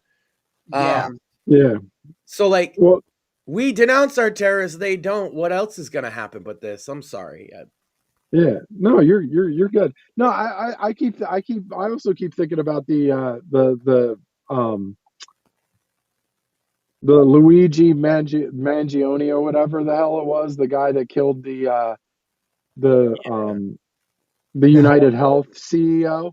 And there's no nuance to that. Like, you've got these two sides that are like, one is like, this innocent guy was killed and shot in the back or whatever. The CEO was shot in the back. He had a family, blah blah blah. And you have the other side that's like, oh, free Luigi. He was just doing what is right and whatever, because the medical thing is evil. And I'm like, well, how about this? Okay, how about Luigi should be in jail for the rest of his fucking life, and the United Health CEO was probably a piece of shit. Okay, there. Like, look, it doesn't have to be mutually exclusive. Speaking our language, sir, sorry, but this has been a common theme the last couple of years on this show is why are we not allowed to have a more middle ground opinion? Why is that not allowed? No, because we live in a fucking tribal world now, which is totally fucked. Is Team Israel or Team Palestine? What if I think war is bad? Is that an acceptable answer? No, because then both sides tell me I'm on the other side. It makes me the devil. Yeah. What if you naturally want Israel to, like, win and be safe and have their side, but you also recognize that lobby is pretty shitty? Like, it's a pretty horrible thing that they're doing. Well, and to that end, it's interesting that you bring that up, because I think that, there are all these conspiracy theories that Candace Owens, who I really can't stand, started. She's like, Charlie Kirk was starting to question Israel, so it must be the Jews. And it's like, well, Well, no, if you actually pay attention to what Charlie was saying, he was questioning why we spend, why we spend so much money. He was making a point we make on this show all the time. One of those nuanced deals that we're so famous for everybody hating. Yeah. And, he had the same nuanced opinion. With that being said, if Nick Fuentes is saying, the Mossad, it wasn't responsible for this. If Nick Fuentes isn't blaming the Jews, well then it must be. Oh, sorry. Well then, either that or Candace is just off her rocker. One of the two. I just, people are gonna do that. I have a bit of as you notice, I have a bit of an aversion to conspiracy theorizing, especially in the immediate wake of events. You know me, Sam. I tend to like to wait for news coverage even weeks after before I start digging into anything at all. Because people get things wrong, and I don't know. I have stuff. I'm a dad, we have real life stuff. I'm out there walking all the time, trying to stay fit. So I find that if I absorb myself too much in the political, it can be depressing. And it's been tough the past couple weeks, right? Because everybody's been absorbed in what happened to some degree. And look, some conspiracy theories are just entertaining, even if you think they're bullshit. They're just kind of entertaining. I love voice to skull technology and gang stalking. I can't get enough of people talking about that shit. I got this one guy, he used to be like an anarcho-capitalist rapper that goes by Payday Monsanto, and he is his mental health has seen better days, let's say, and he just does streams talking about nanobots that are all over his skin, and he shows you on the filter and how the Jews are going to use the nanobots to change his personality. And I can't deny that I'm infinitely entertained by this, whether or not I believe in it. It's also kind of sad, but it's sort of the point of my show Cringe Coffee House is showing these kind of things, because I've been trying to make the point for 10 years now that we might need asylums back, but nobody seems to get it. Well, yeah, you were saying that right. Like, I think that was literally the last episode that we did before. I think that was literally the show we did like a week before the Charlie Kirk thing, before the assassination occurred. Oh, shout out Ash B Knows. Yeah, he did the theme for Hard Bastard. That's true. And I hate to inform somebody that he's not. If you find his channel, he gets banned all the time, but he makes a new channel and he's always going live, and he's in like a hotel room or like a crack house looking area, and he's looking at his hands or the ground, and he puts a filter on, and he thinks the spots in the filter prove that there's nanobots, and you cannot convince him otherwise. And if you try, he will ban you. I don't recommend interacting with him because I don't want anybody to agitate him. But I just pointed out that it's a fascinating story to me, because this man was like he was a good rapper. I did a whole episode where we listened to his old albums and stuff, and then saw where he's at now. And another one is like Dave, famously. I always talk about Dave as a guy that we've followed for years. He's schizophrenic and he posts videos of his life, and he's just getting a check from the government, and he lived in subsidized housing, and he just drives his neighbors fucking crazy with his antics. So there's a little there, like as far as conspiracy theories go, like seeing the ICE shooting today in Dallas, like when they had the when they took a picture of the ammo and the one bullet said anti-ICE, I was a little taken back, just because I thought, like, is somebody really gonna write anti-ICE in marker on a freaking round? Like, you would think it's like not even a good meme. Yeah, it's like you could be like fuck ice or to hell with ice or this no machine ice melts or whatever. ice. There you go. Like, yeah, something like that. They just wrote anti-ice. Well, I'm like, well, who the fuck writes that shit? Like, nobody. I don't think anybody No, writes that. I'm with you. And see, like I say, I don't like to dig down conspiracy rabbit holes. Like some cop when you could have see wrote something that. Like, so oh, see, fucking look. weird, it's hard not to say, what the fuck is that about?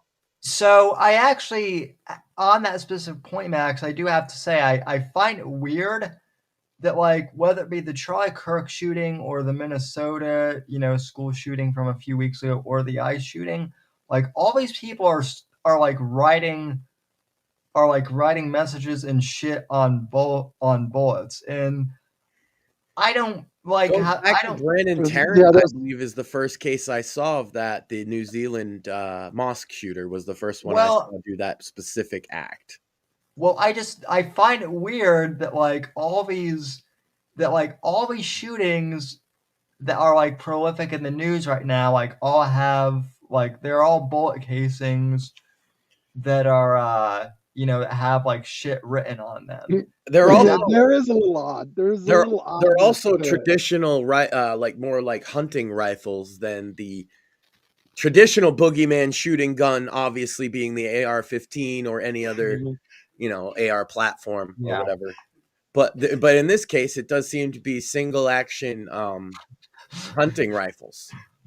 What's up with that? That's a weird thing on its own, right? It's like a base covering. Like, see, we're not using ARs, so you can't use you can't use he's using a gun that should be an illegal weapon. Like, no, they're using like these single bolt action rifles that you can fucking buy at Cabela's or some shit. Like, well, and that's going to be the left's excuse for because the left is saying, oh, we're never going to take away your hunting rifles. It's only going to be the the mean old scary full automatic AR-15. And now it's all hunting guns being used. Yeah, that's coincidental. Yeah. What a coincidence. And then didn't with the Charlie Kirk shooter, didn't the grandfather give him the fucking gun? Like, how are you gonna regulate that shit? Like, I will say there is a case to be made that, besides conspiracy, there's two things. It doesn't necessarily mean somebody's directing this, is what I would say. Where they know things, they share things, they have handbooks. A lot of people on the right don't understand this, that they know what to do. They get told what to do. They're instructed. Read their literature sometime. It's very extreme. Yeah, Sam laughs because he knows I'm understating.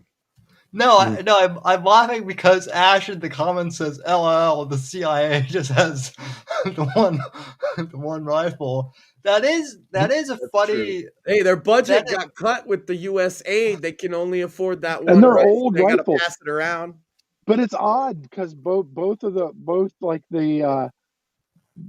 Charlie Kirk shooter, like the Charlie Kirk shooter, and then the ICE shooter in Dallas, both had like older rifles. Mm-hmm. Like, it's it's an access thing, and they actually talk about this in the Antifa handbook. That if you know that your parent was in a war, you might be able to easily access those rifles. They usually talk about it when the revolution comes, you'll know where to find your gun. But they explicitly, I'm telling you, in the Antifa handbook, tell you to make sure your grandparents don't have a fucking rifle around that you could steal, because if they do, you should steal it. They say this shit explicitly in their literature. That's why I'm so glad that they're now labeled a terrorist group, because I can say I've been calling that for fucking 10 years, and I've been harassed by a terrorist group. Also, Ash B is like chat MVP. I've been cracking up over some of this shit. Yeah, Ash cracks me up in our text messages too. Ash said, when the nanobots get you, you'll feel so silly, and that just got me. I'm not gonna lie. Yeah. And yeah, he also says, I found a guy who exposes paid protesters. Some of them get paid 70. Andrew Breitbart was talking about that like 15 years ago, how about how the protesters will get paid, like, you know, and like that's what and like so that's what like the left is saying, like, oh well, all these unemployed neckbeards are like part of Antifa. Like, that might be true, but also those unemployed neckbeards are getting, like, you know, paychecks to like some extent. And a lot of them engage in communal housing in these cities, where they live in a big fucking dumped down condemned building basically for free, and they're getting all these subsidies from like Soros foundations and all that, and that's why Seattle and Portland, I mean, the money's there, so, and they have enough bodies that they can continue to go protest every night for fucking years. You can't just, that doesn't happen organically. I'm sorry. No way. No. And now that they're a terror group, I would like to know who's giving them that money, because you're financing terrorism. Agreed. Oh my God! I'm sure you guys saw this, but Brian Krasenstein had like an epic crash. Breaking news: Sam is looking extra handsome tonight, ladies. Why? Thank you, chat, Sam. I didn't even say it this time. Well, why? Thank you, chat. Did you know, since it's been like 2 hours since you did it, did you know he's also an award-winning author? He won the Lifetime Tim Achievement Award and Book of the Year. Yes. And this is the sequel to the Book of the Year, which is Sins of the Assassin. Hell yeah. Yeah. I heard he gives a mean naked chariot ride. That's what we're I heard that somewhere. It's funny you mentioned that. We have our crack team of offenseologists that have been working on studies in regards to Sam's fiction.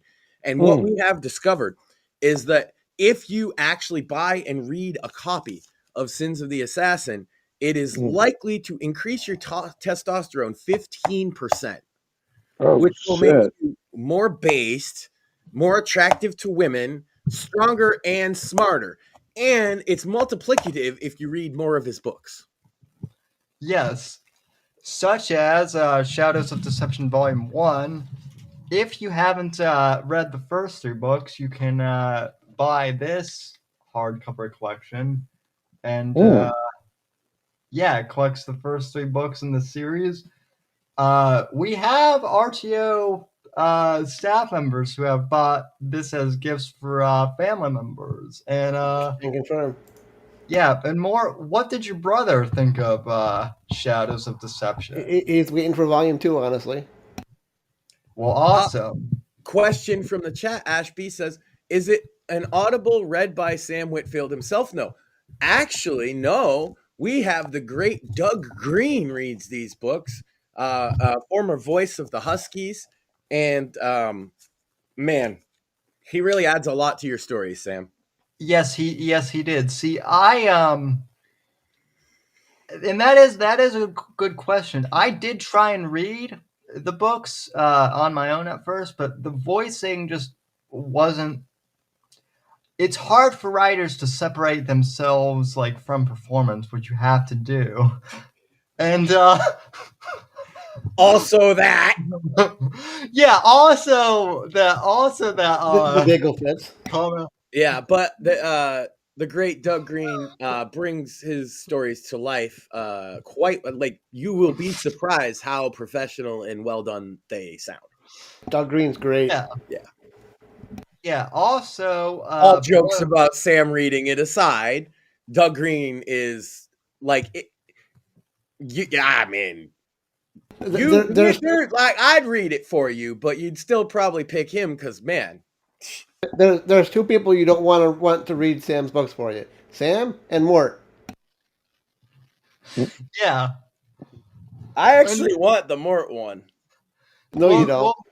Well, see, more you could read Blood Ties though, because as Andrew Nelson was pointing out, like he's been trying to get narrators for his books, but as he said, it's hard to find someone who can do the New York accent well, and Correct. well, more. I hate to say this, buddy. I know you're from New York, but you do not have a New York accent. Well, that's because I'm from upstate New York, not fucking downstate. Right. Yeah, Sam. I was working on like the RTO kind of comics. I came up with Stripper Girl. I still got that project somewhere. But I had an idea this week for another like in the pantheon of RTO heroes. So check this out. Queermo. He's they are a LGBTQ plus superhero fighting the forces of evil fascist MAGA supporters, and the main villain is called the Straightener.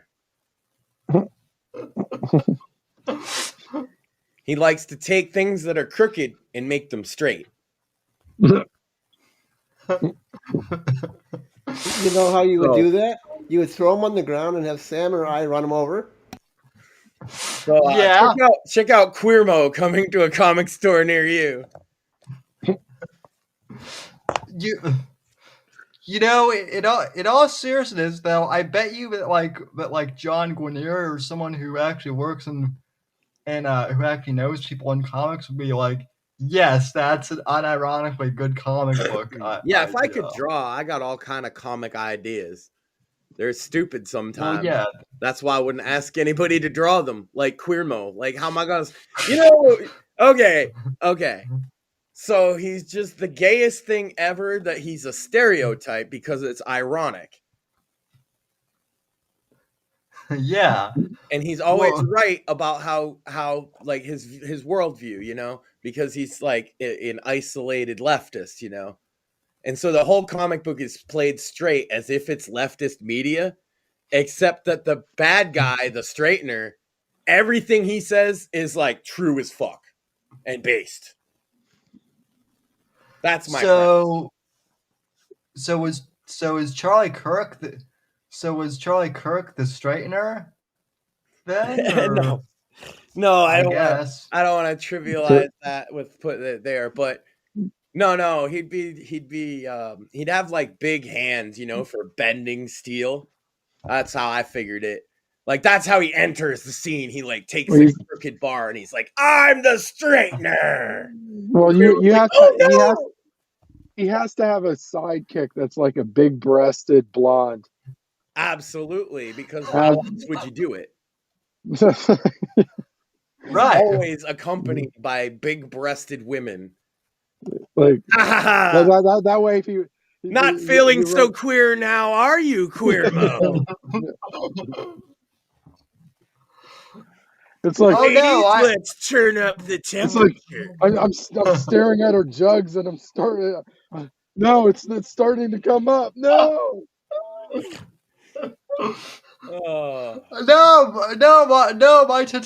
testosterone. I have to make some kind of media with tits after doing the Cantwell stream, Sam. We had to sit there through. Well, we didn't have to, but hey, Sam has actually narrated an audiobook, Ash. At least half of one. It was a gay fan fiction erotica written by the gay crying Nazi Christopher Cantwell about the first time he had sex with a twink. We read that last week, and I'm not lying. It's on a stream. I'll link anybody that wants it. I think I'm going to hard pass on that one. Well, what happened is he attacked me and my family about 10 years ago, and I've been doing my cringe coffee house show, and I don't really talk about him until this year. He got arrested for strangling a guy. Then he got arrested for meth.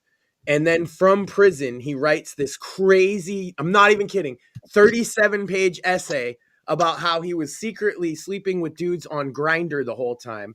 And he's not actually trafficking meth. it's a conspiracy with Israel and China to blackmail him about being gay so that the alt-right wouldn't know he's gay, but they knew the whole time.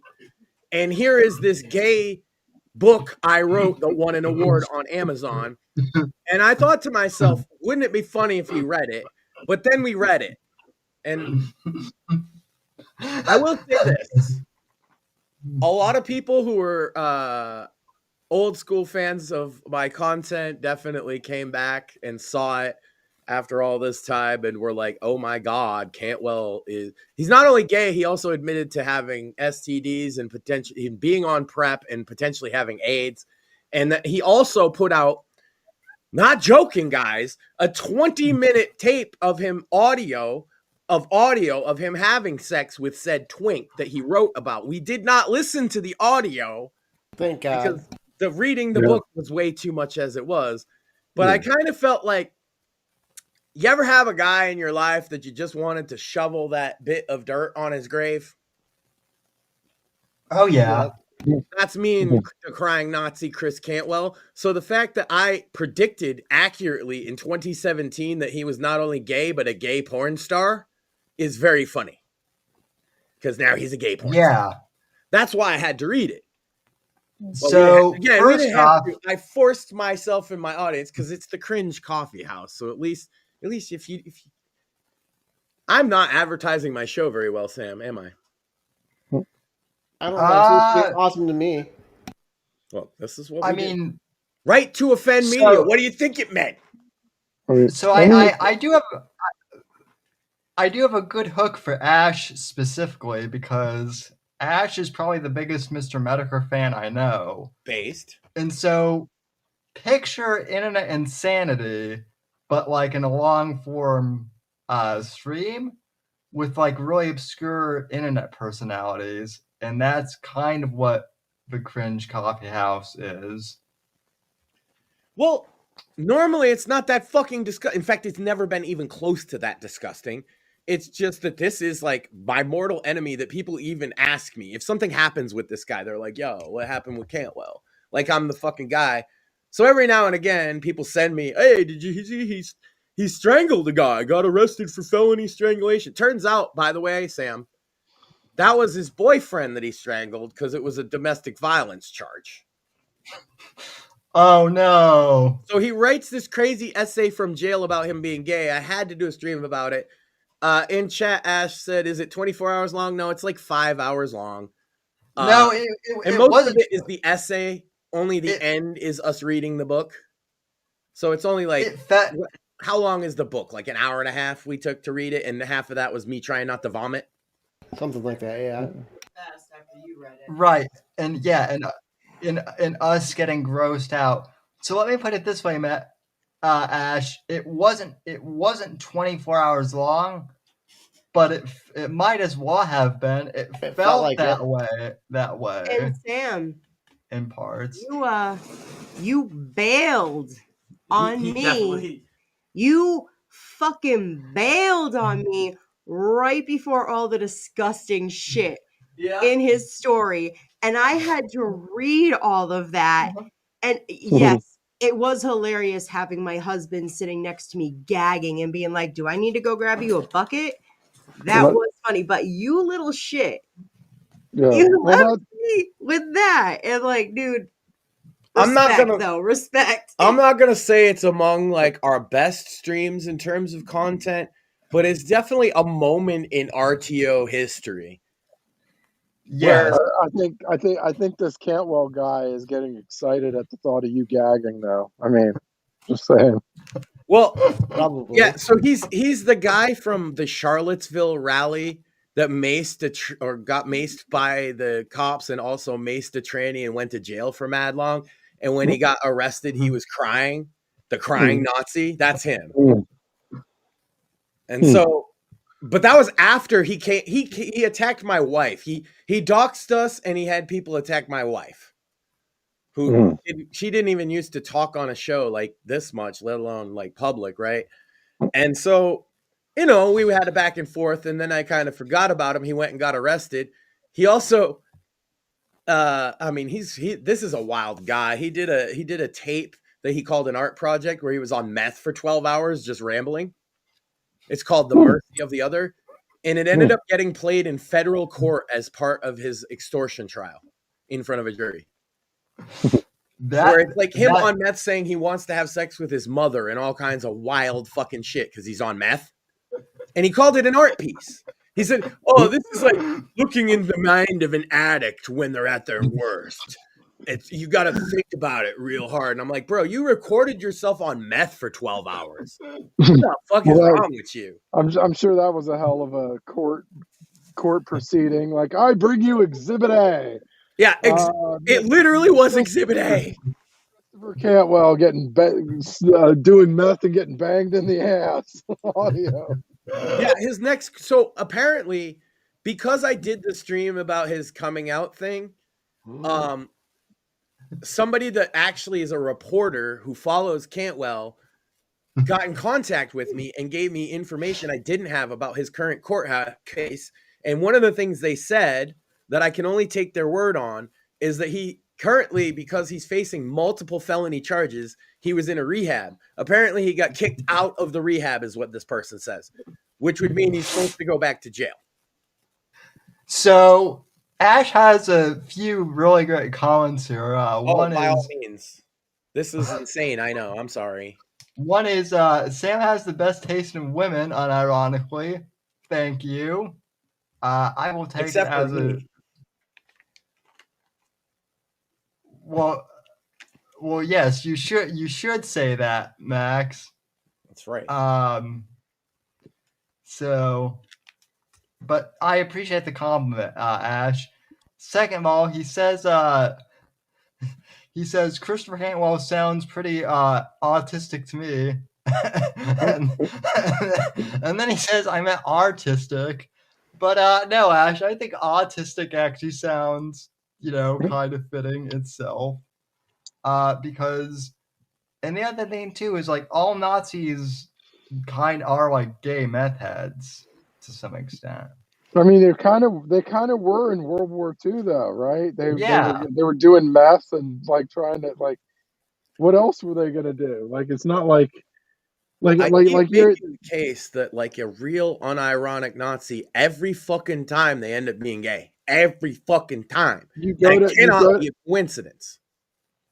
Yeah, you imagine you're invading France. There's all these beautiful fucking French women, and you choose to burn the whole fucking place down. Like, yo, you're probably a little gay. I'm sorry. I don't mean you guys sharing edgy racist memes on the internet either.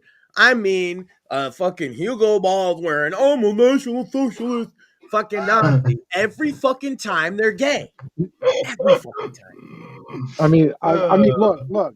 Ludwig Kaiser abandoned Tiffany Stratton. So that tells you all you need to know about German people. Anyway. Ash says Nazis aren't even real. Yeah, because it's all just closeted homosexual men. That's the secret. It's all just closeted homosexual men LARPing as Nazis because they don't want to be gay.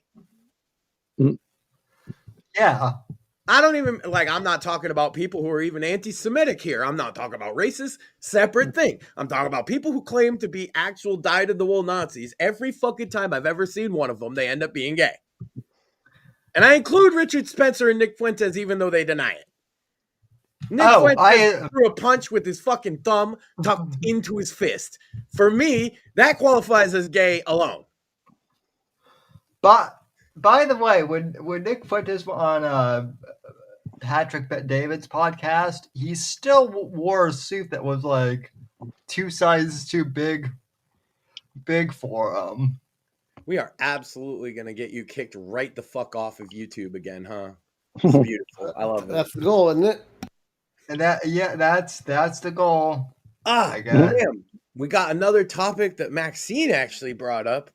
Did you see the GWAR thing with libs of TikTok? No, but what's Oh my God, Sam, would you be shocked to know that GWAR killed a Donald Trump mannequin on stage with lots of blood? Nope, not at all. No. So libs of TikTok was shocked by this and said it's blatant incitement. They know what they're doing. And I'm like, damn, then they've been inciting against every president since Nixon. Yeah. Because first of all, I want to start. I've been killed by GWAR myself 20 times or so. I've been flushed down the toilet of death. I've been fed to the world maggot. I was put through the human grinder. I've been stabbed, shanked. I've been shot with the blood from the cuttlefish of Cthulhu, which is a giant penis attachment that Odorous has. That's supposedly a separate entity. Piss, vomit, blood. I have seen hundreds and hundreds of people sacrificed to the world maggot. And that's just to start. So I've also seen celebrities I've seen GWAR kill, Sam. Let's start with just the politicians. Every president from Trump, Biden, Obama, Bush, Clinton, Bush, Hillary too. Even she wasn't even president and they killed her ass.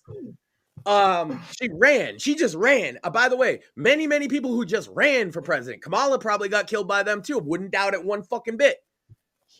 She did. They probably cut her ass off because they would shoot blood everywhere. It would be very funny. It's called art, motherfucker. They're aliens from outer space. What do you think aliens from outer space say? They say, take me to your leader, and then they kill him. Because they're a joke band. Jesus Christ. May Dave Brockie. I am glad for his sake that Dave Brockie did not see the day that somebody didn't get him to this degree. But if he was here, he would be like, you dumb bitch. Well, that's the thing, is that like there are still conservatives out there who don't understand like art. Oh, the at all. pushback was immediate, but Maxine had some thoughts. Yeah.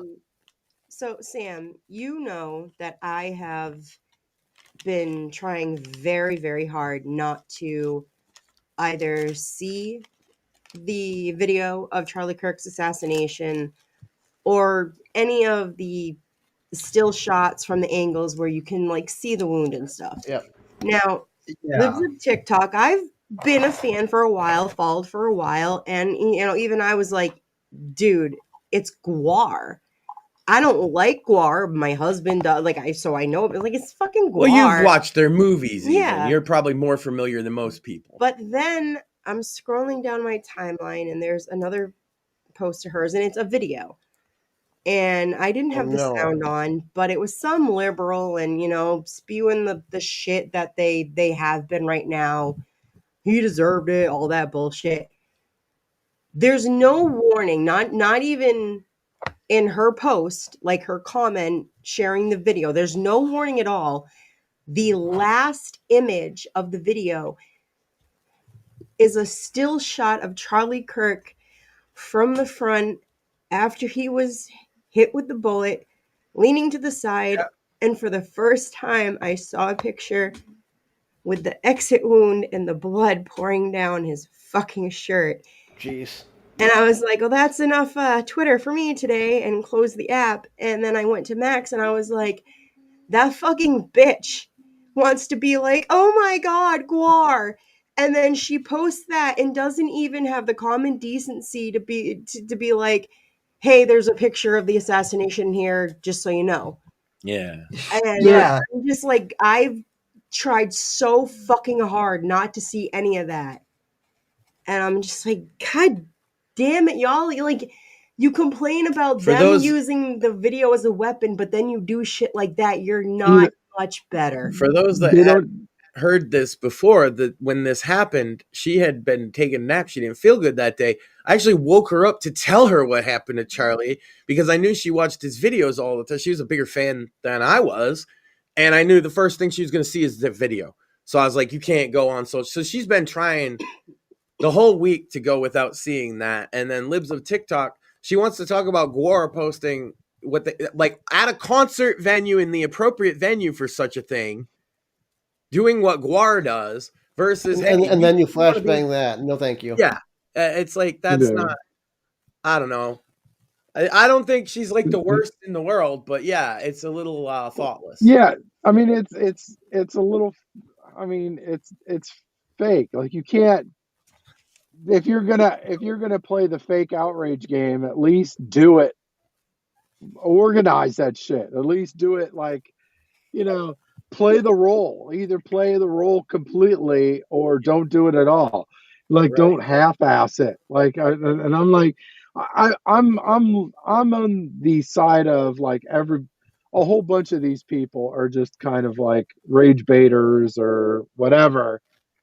Or they're playing you it. can tell my They're wife's playing it. genuinely upset by this. No, I'm saying I'm not. yeah. I'm not saying you don't see But that. when What you're I'm saying is like I'm saying, you're pointing out they're trolling and all of this stuff, and that's all well and good. But then to somebody like her, she's just genuinely upset by it. right. But I'm Yeah. saying that's a result. Like Yeah. part of that, because she kind of like Libs of TikTok. She's kind of half-assing her fake outrage. Whereas like like you said, like this Gore thing, like nobody gives a fuck about the Trump being on a Gore set. Like everybody, the people that have seen Gore know what Gore is. Like it's not that big of a fucking deal. But then like their singer around, that I know, Dave Brocky, died over 10 years ago. Right? They're so fallen out of favor. They like if you want to have outrage about Gore, you should have outrage about Jerry Springer in Mortal fucking Kombat. Because that's I mean, and some people just take it to an unnecessary limit too. I forget what conservative person said something about liquid death or something like that. I'm like, and it's like, oh my god, it's liquid death. It's like satanic or something. I'm like, no, it's fucking sparkling water, you stupid bitch. Like, yeah, you fucking like it's like, oh, you're tripping out over sparkling water. Get the fuck out of here, right? Yeah, I get it though. The whole economy is driving outrage. It really is. Well, and Ash again brings up a good point. Ash deserves his MVP spot in chat, as pointed out by YouTube, which is a new feature, by the way, I guess. The internet has moved past the point of blurring out Gore by now. Train girl video, Charlie video, pictures of the ice shooter today. There's no avoiding it. Exactly. And then, but as I tweeted out like a couple of days ago, the same people who are posting like all these, like really violent images and whatnot are the same ones who complain because I'll post like an occasional picture of a wrestling girl or a Playboy pic or something like that, and that's too much. Read the booby, Sam. I've always felt like there's a place for everything, but I think Phil nailed it the most. Is like Libs of TikTok is trying to live in both worlds, and so what's going to happen is, yes, my wife is one of those people that doesn't want to come across stuff that she finds super offensive. Like she gets upset when she sees people being anti-Christian. She does, like genuinely, and she has to step away for a second. And so like, yeah, if you're trying to attract her as your audience, then don't simultaneously, if you thought the Gore thing was so bad, why'd you post it if it's so awful? And then B, you're posting actual like bloody Gore pictures. Yeah. Not only of that, but she's probably also the account you saw the video of that girl getting murdered, Irenia. Yes. She's probably where you saw that from too, Libs of TikTok, almost certainly. No, actually it is. And, again, it didn't give enough detail to even know what it was. And the first time I watched it, I honestly thought he had just like gotten up, strangled her, and punched her, and then she had like an anxiety attack and passed out. And then you explained to me what happened, and I was like, are you fucking telling me that I just watched a woman die and I didn't even know it? Yeah. And I was like, what the fuck, dude? It's just not cool. If you want the middle-aged mom that would be actually outraged by this shit, showing her the shit uncensored is a retarded move because she starts to hate you. Yeah, like, but like, and then you didn't even like showing the post was a contradictory oxymoron in and of itself, because it's like, in the tweet you're like, oh, this is so horrible, I can't believe this happened, and then you show the fucking shit that's horrible. Like, what are you because doing? It's actually a little hilarious too, right? Yeah. Like what the fuck are you talking about? If you're going to say, oh, this is horrible, at least have a fucking disclaimer like, oh, you may not want to be around children. You may not, like, if you have a sensitive palate, or like if you're around children, you may not want to see it. A trigger warning, because they love to throw that around all the time. A trigger warning would be nice for videos and sensitive material like that. I mean, Twitter generally just has the spoiler thing, right? And if you click a spoiler, you know that there's something behind there that maybe you had to click your consent to. It seems like, but that's because she wants her cake and eat it too. Like, Phil nailed it. I'm sorry. Phil got it right off the bat. Yeah, well, and then like you want to talk about someone who is a conservative grifter, like Libs of TikTok and Tim Pool, honestly, too, who, again, like, my God, Tim Pool, why? I don't know, like, we want to talk about people on YouTube, but, like... That's the bald guy, right? Yeah. Bald beanie, yes. Okay. The bald beanie guy who, despite the fact that I've unsubbed from his channel and, keep hiding him from my recommendations, he's just like one of those. He just keeps popping up in my feed. Wait a minute. Now that he's like a Rumble guy exclusive or whatever, I have escaped back to YouTube to escape his orbit again. That's amazing. He's so bald, his head has a gravitational pull, Sam. That's only for two types of people. For fat guys and the guys like there's bald guys, and I have no problem with bald guys. And then there's guys like Tim Pool that are like afraid of how bald they are, so you have to make fun of them for it. Like nobody cares if you're bald. Yeah, they care if you're Tim Pool with a beanie. Ash does have a legit question. If there's a trigger warning, are you really going to scroll past it? Well, he would. I mean, I would say probably not for like Max or I think Maxine would, maybe. I don't know. Well, the point, but like what we are doesn't matter. The audience she's going for is basically my wife, and my wife just told you what she thinks of it.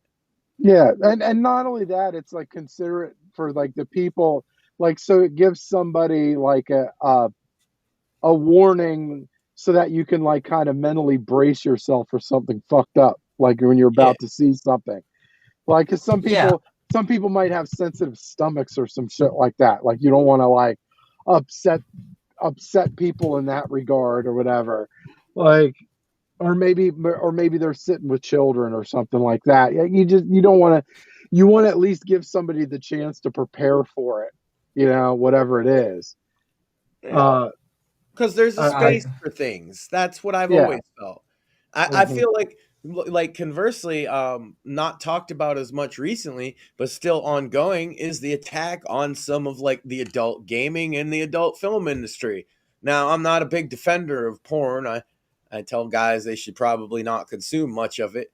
But at the same time, I'm not a ban it guy or anything like that. And to see like the blows that have been dealt to it through not any governmental process, but through, backroom deals with credit companies and stuff is concerning. But I think it's just a lack of authenticity too. It's like don't set like if you're gonna be a shock jock, like do it. Then don't be upset don't act upset because it just comes off as disingenuous. Like, oh my God, it's she took a follower count hit, and I felt like that's why Maxine explaining where she's coming from is useful, because I think that's exactly the hit she took. Yeah. Yeah. That there are women out there who would follow libs of TikTok generally, but since the violence in the country has ratcheted up and she's showing it on her channel, are now being exposed to it in a way that they're not comfortable with and they don't like. I think there's an authenticity hit too. Like people just naturally gravitate to authenticity. They like if they think you're a fake fuck, they're not like you get interest gets lost from you real quick. Agreed. Like, so I mean, people hate me. I mean, I don't know. People hate me too, but I don't. And I'm like, I'm probably about as authentic as it gets. I'm like, I don't give a shit. I'll fucking tell you exactly how I feel. But I just like if you come off as fake, especially after preaching about how real you are, like it just is like it ruins it. It fucking ruins it. Like, don't be fake. Don't be fake. Just who gives a shit? Just or even like with You're showing our music acts. Yeah, but even like musical acts, like there's some bands that have a certain identity and then they try to change that identity and nobody's fucking buying it. It's like, what are you doing? And even if you I would say one such case is actually Metallica. Most people agree. And even if I disagree with like a majority opinion that they've never done anything good since they changed up their style, the perception that that's the thing, right? That everything after a certain point with Metallica, most people is just like, oh, that's when they went fake. And they just don't like it on kind of instinct. Is an interesting and powerful representation of what you're talking about. Yeah, and that like so like they went bass with they changed it up with the loads and whatever, and then it's like, and then they did go back times, but essentially you could definitely say when they cut their hair, right? That's the biggest time people say they changed. But but as far as music wise, I thought they did go back, like with the Hardwired and shit. I thought that was like that they kind of started going back to their old way of doing shit. I enjoyed Death Magnetic. I think that they put that out in 2008. Is a good record. Yeah. Like I think but it's like once you wreck that image, right, it's really hard to repair it. No, and I end up, that's even among Metallica fans, that's like a common refrain is like, I think they suck after insert album here. It's different for a lot of them. A lot of them will say Master of Puppets. Some of them will say the Black Album or whatever. None of them will say anything past Load though. Actually I've seen them twice in concert. They do not play Loads on either. They didn't play Loads on either of their shows. They play not Reload sometimes, but that's from Reload.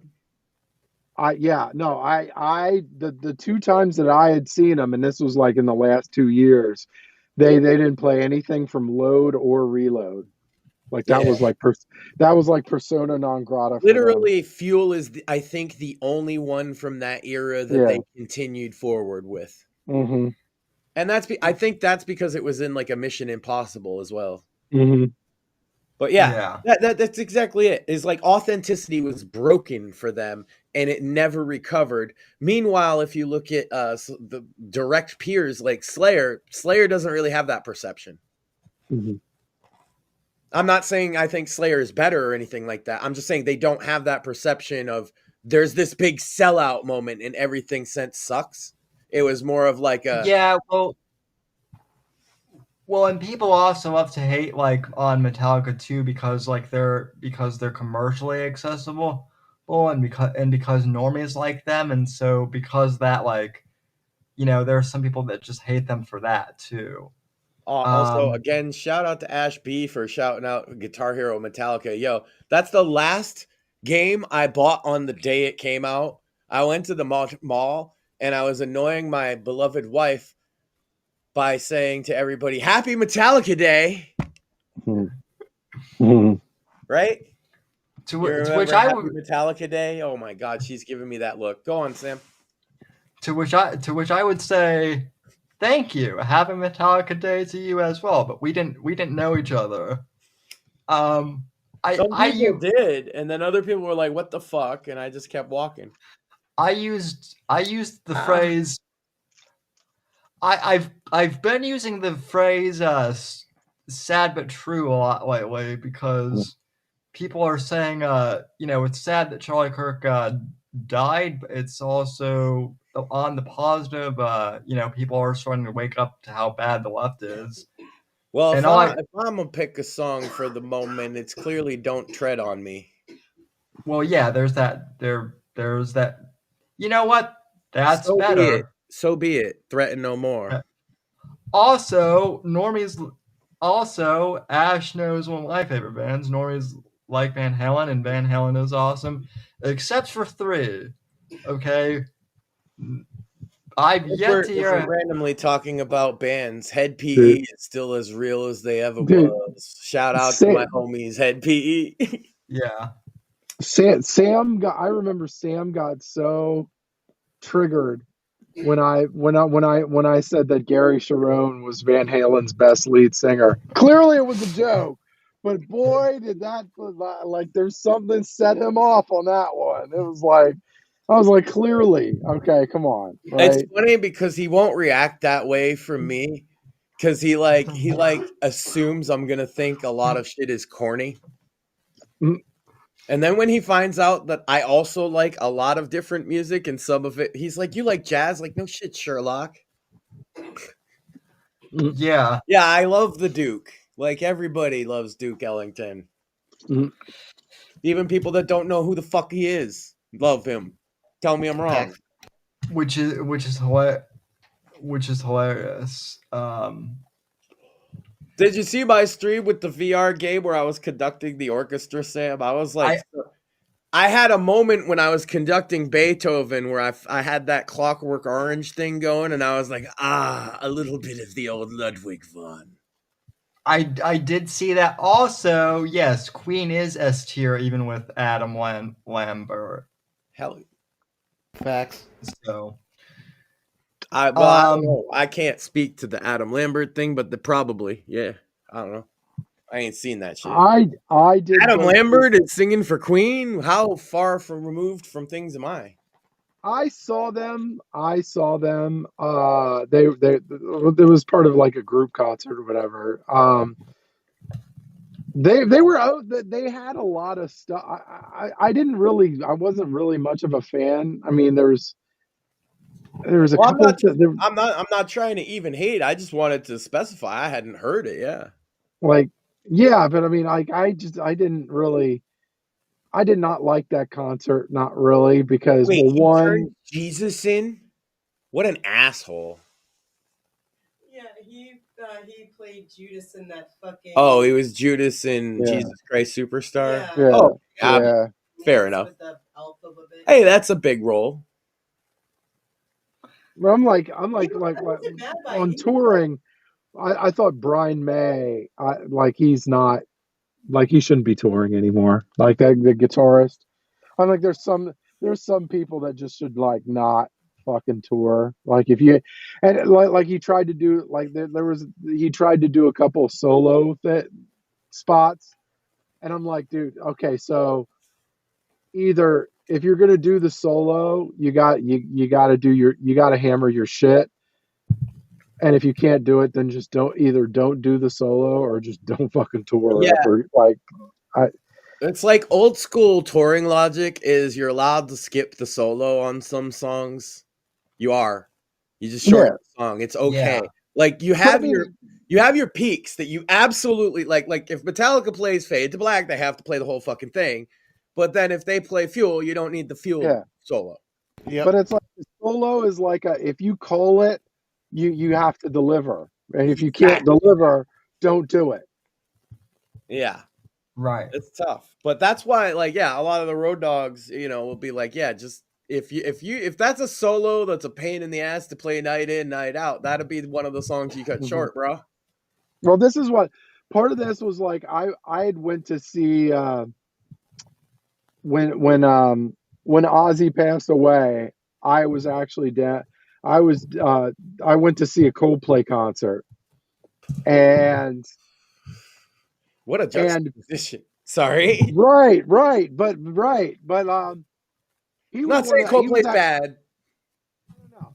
But I was like, I was wondering. I personally was wondering like if Coldplay was going to do something like little tribute or whatever, because it was like the day of, like it was the day of. So, Yeah. but he did, like Chris Martin did. He played Changes, which was all right. That was that was pretty. Every musician touring since like 1990 knows an Ozzy song offhand. But yes, that is true. However, now, the trick is having the whole band know the same one. Correct. So, and especially the guitar part, because pretty much all the Ozzy songs require a certain level of talent from the guitar, from the guitar element. Now, Changes, that's a little guitarists he had throughout his entire career. They're all like highly technically some of the best that correct. Have ever lived. Yep. Like the only one I really got to see that was able to pull it off was Wolfgang Van Halen, and of course he's a really good guitarist. So fair, like right, but that was the only one. I don't think anybody did anything that day of like out of all like. I think there was a couple tributes, but they just played Ozzy music on the speakers or whatever. Whereas, I really appreciated. That's what I'm saying. Ozzy's one of those guys that every single member of every single band on every single show that night would have known one, maybe two of his songs. But then they got together in a lot of the bands and they're like, all right, we're going to do an Ozzy song. Oh, do you guys know Crazy Train? Nah, I don't really know Crazy Train on the drums, man. Yeah, do you know fucking Paranoid? No, I don't actually know Paranoid. You're not doing it real quick? Not really. So then they end up not being able to do anything really. You're not going to look, same day, you're not going to emulate Randy Rhoads or Zach Van Wild. That's not happening. It's not happening. Not unless you're Zach Wild and Randy's passed, so it ain't going to be him. Yeah, like just not that day. But I did appreciate Prodigy, like even though Changes was probably one of the easier songs because it was just really just piano. I did appreciate I appreciated that Chris Martin did that. That was cool, and especially because he did a major tour, and a lot of them are very scripted, like with the set lists and whatever. So he did take time to do that. I did appreciate that. And I know Dave Matthews Band did Changes too. I appreciate. But then again, Dave Matthews, that one, because of the heavy piano, right, is really easy to do if you got if you're the piano player in a band, that's probably the Ozzy song you know. Right. And then all you need is a guy that knows the words. But it's usually the piano guy. Right, but I do appreciate it because Dave Matthews, an exceptional talent, an exceptional musical talent. A lot of people don't understand that you can't just put a song together that quickly. Right. If everybody doesn't already know it, right, takes a. Ash says in chat, Paranoid is the easy. I would think that if you were trying to get together a tribute in the same day Ozzy died, Paranoid's probably Paranoid or Changes are probably the one you'd end up with. Well, no, Wolfgang Van Halen did "Mama, I'm Coming Home," which is actually if you're talented, you could pull that off. Yeah, you could pull that off. That's more in the intermediate area, though. Right. But I mean, my local garage band wanted to do it. It's probably going to be Paranoid, and then if big time touring musicians that have a piano, it's probably going to be Changes. Yeah. Right, just because somebody would know that right offhand. I'm telling, because that's the one I would pick too. Changes, because I played keyboard, so that's right. Okay. Yeah. There was definitely a hole left in rock as a whole. Why do you think I would say every single touring musician knows an Ozzy song? Because duh, they all do. Whether it's Black Sabbath, whether it's his stuff from the 80s, or even some of his newer stuff, like Zoomers know his newer shit. Mm-hmm. He did stuff with fucking Post Malone and everything, right? I'm pretty sure. Yeah. So, he's touched, 3 or 4 generations of musicians? With some part of his artistry touched pretty much everybody in the rock industry. I will never, I don't know how many times I've seen Ozzy live. Same. And like, it always tripped me out that like he'd go on stage and he'd do the talking like, oh you fuck, oh it's a fucking I didn't understand what he said. And then as soon as the music hit, it was like, I'm not the kind of person. I'm like, where's this guy? Where's this guy who was talking on like what? It always tripped me out. To be fair, he did get better with the gibberish as he got older, I think, in public. But yeah, it's always a trip to see him because he'd talk for like 3 minutes like that and nobody knew what the fuck he was saying. And he'd kick right in, clear as day, pronouncing every syllable of every fucking song on his set list. The only words that I could really understand were the curse words. Like when you say fuck or shit or whatever. I'm like, oh, yeah. Yeah, fuck the record label or something. And you're like, okay, yeah. and then like the music comes on and it's just like a different voice. A different voice just came out. Like it's 1980. It was just tripped me the hell out. Yeah. I went to Ozfest heavily through the late 90s to the mid 2000s. And he never missed, man. No, never There's missed. bands that miss, even legendary bands that miss on occasion, but I ain't never seen Ozzy miss. I went like he actually there was the one Ozfest with Crazy Town, and like I think he ribbed them, which is like you're not supposed to do that. But Ozzy, who the fuck's gonna tell Ozzy he can't do that shit? It's literally his shit. He would get these wild on the Ozfest out here. It would be run by the radio station, AAF out of Boston usually. And like, they'd get some wild band because we got like Boston obviously has like a local hardcore scene at the time. So speaking of which, we just saw Power Man 5000 in July. It was fucking blast. And there's like Hatebreed and stuff that's always around. And so like these shows, we'd have like rap act. Ozzy would be fine with like whoever. I saw Insane Clown Posse, Ozzy Osbourne, and Willie Nelson on the same show. Granted, that was Woodstock 99. Yeah, but I mean, NTMX actually, to make it even crazier, with a whole bunch of white people singing his one song.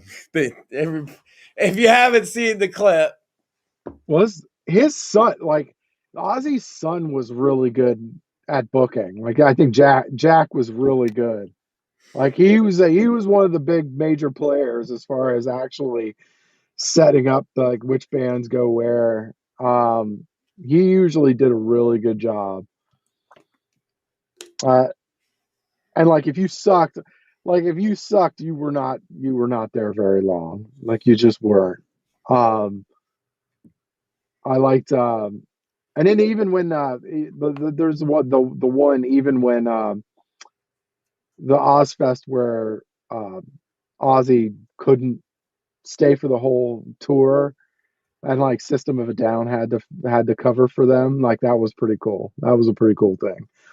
I went to a Black Sabbath reunion show, which the one thing I would say, when I say Ozzy doesn't miss, this one missed for me. I think it was 2004 or 5, where they had, I think it was essentially the whole original lineup, but it was a couple songs with Tony, and then he left. And then Zakk Wylde, I think, came out for him. And then basically by the end, it was just Ozzy with his band by maybe 3 songs in playing Black Sabbath songs. And it felt kind of, why'd Tony even come out for the 2 songs? He didn't even seem like he wanted to be there. Yeah. But, it is what it is. Like, I can't really complain. I think I saw Ozfest like 10 or 15 times in a row. So. Oh, wow. Oh, yeah. Well, like, Sam, all I had to do when I was a teenage delinquent was basically concerts, and this area has tons of them. And those were the big shows, obviously. Yeah, and that was also back in the day before Ticketmaster was price gouging everything. Yeah, we've been over how much I hate Ticketmaster's monopoly on the industry. Well, I think we all do, and like people are starting to say it out loud, just like I am. That's for sure. Well, you want to know what's funny is I saw a video on YouTube the other day. It was a Kurt Cobain interview, and he was saying something like $50 for a ticket. Like who's gonna pay for that? Like that, that's outrageous. And now I'm like, oh man, for like I realize inflation and I'd love it for $50 tickets. But that's it's like a low end concert ticket these days. That's like, dude, that's low end for the fucking service charges on Ticketmaster. Like, what the fuck? Yeah, no, I paid about $50 each to see Head PE, and that was just the tickets plus the fees. And that's Head PE, Power Man 5000, not exactly like arena busting fucking names, right? At a small venue, mind you. It was like a bar. Yeah, and that's $50. So you go to the next size up, which is like a small arena, right? It's gonna be at least $70 for a concert like that. You go to the next size up, you're looking at least 100 at most of them.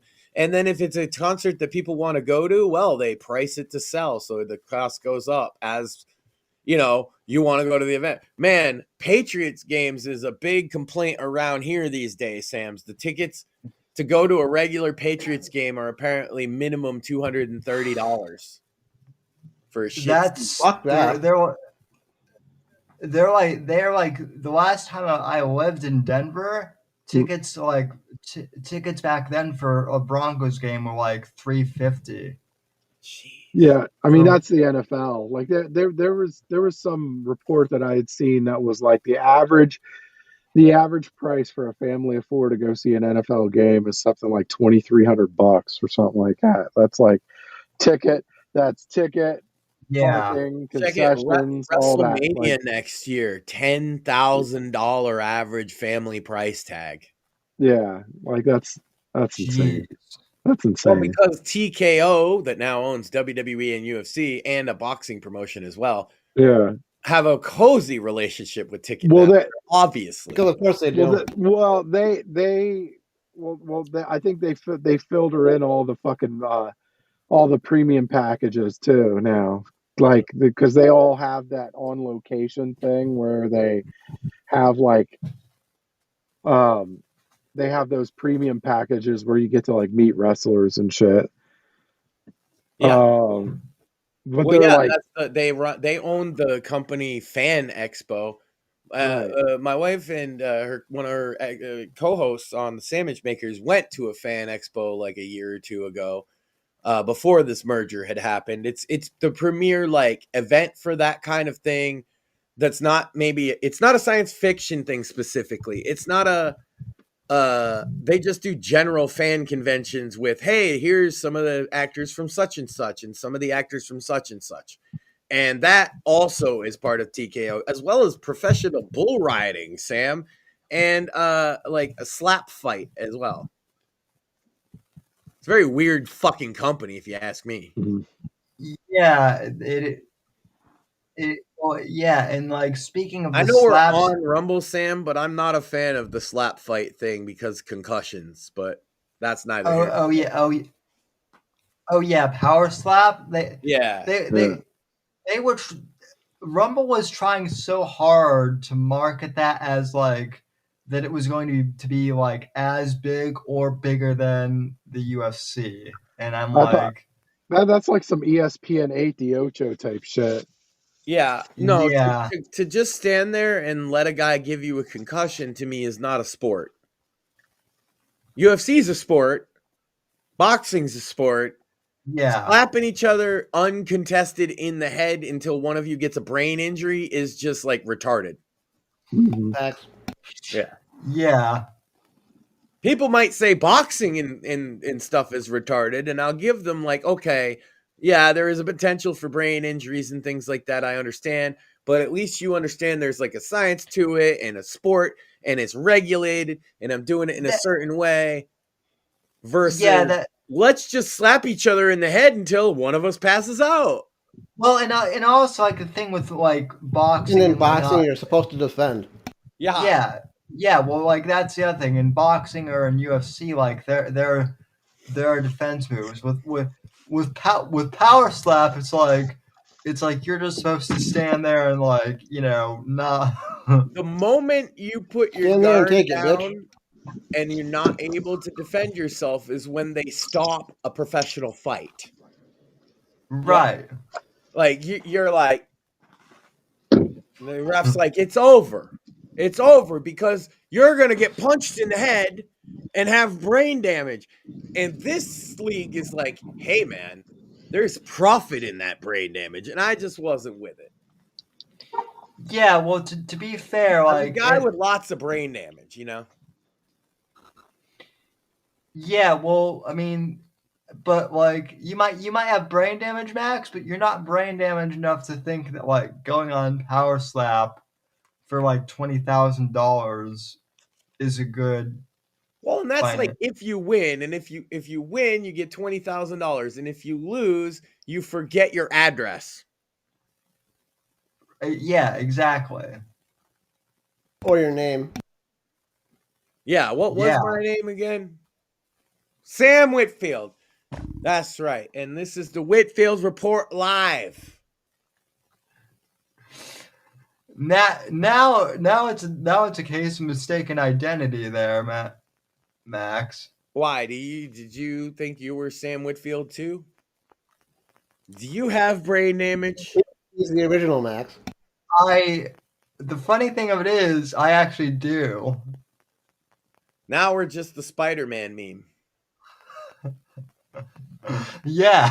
Except pointing at ourselves. Like, no, I'm the real Sam. No one will know the difference, Sam. No, I'm the real Sam. I'll just make lots of cripple jokes. No, the funny thing about Mort saying that is... be late every week. I have to be late and tell cripple jokes and no one will notice. It's a devious plan. People actually thought that Mort and I were the same account on Twitter for a while. That like Mort was somehow like my alt or something like that. Well, and I guess Phil had to pop out, but thanks for popping on. I always a pleasure. Yeah. And I'm glad he showed up. I guess there's benefits to going back on YouTube, Sam. Yeah, and old friend. And I mean Ash tuned in and hell yeah. I don't know, we've been going for 3 hours almost, and we've said some. Well, I wouldn't say we've said anything wild, just standard Right to Fund Media stuff. So yeah, we all know that we got to stop these Andromedans. And well, the only way to stop Andromedans, Sam, is with pure water. Well, yeah. They're allergic to it. It makes them melt. Like, that's why it's in The Wizard of Oz, right? Because it's like a secret coded message telling us that if you throw water on the bad ones, which are the Andromedans, that they go melting all over the world and all that shit. I seen it once. But you gotta wear the glass. Where's my fucking glasses? Well, I mean, you say that, but like some of these people who are like, protesting against Trump, if you threw water on them, like, I'm pretty sure that they actually would melt. They would dissolve, Sam. Well, you gotta have a pair of these. Oh my God, not those. So that you can see the Andromeda. Once you put these on, they're blue. You know what I mean? You'll see them. They're blue as fuck, dog. And you just gotta throw like water on them. Just pure, yeah. And they'll be like, I'm melting. Oh, I'm back to. Because it sends them back to the hive. So wait, so Max, I have to ask you. I mean, so I don't have a pair of those glasses, but I saw AOC on the television the other day, and she was blue as. I'm saying they put the messages in our media for years, Sam. You ever heard that song? I'm blue, dabba-dee, you'll die. They were telling us it's all in the messaging. The color blue. Everything is blue. His house is blue. So is his girlfriend, except the blue.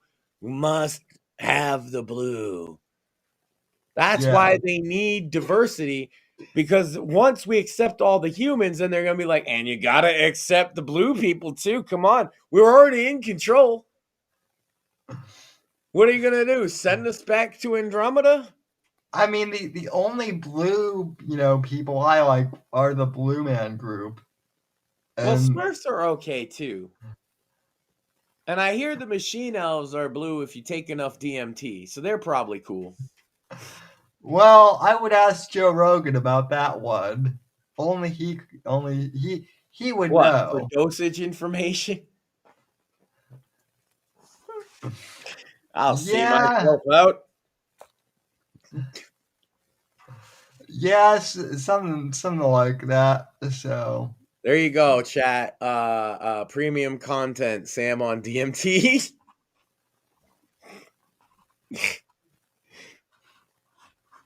If I ever do make it on to Joe Rogan's podcast, I am going to ask him, like, so Joe, what do you think of people making? Do you think the DMT meme has gone too far, or what? No, when you get on Rogan, I need you to ask him one question.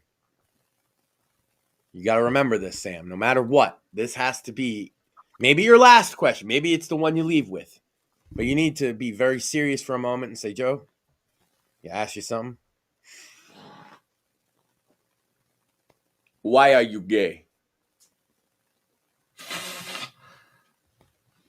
That might be a good that would be a good question to save to the end. Yeah. Because the world needs to know. That's true. And then as a follow-up, well, does your mother know you're gay?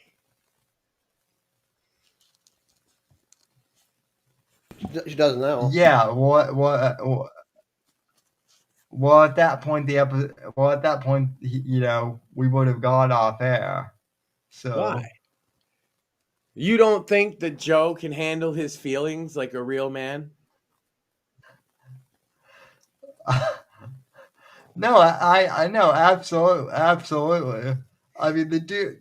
Listen, if anyone can handle jokes like that, it's Joe Rogan. He's been in a room with Alex Jones for like 3 hours. Let me rephrase.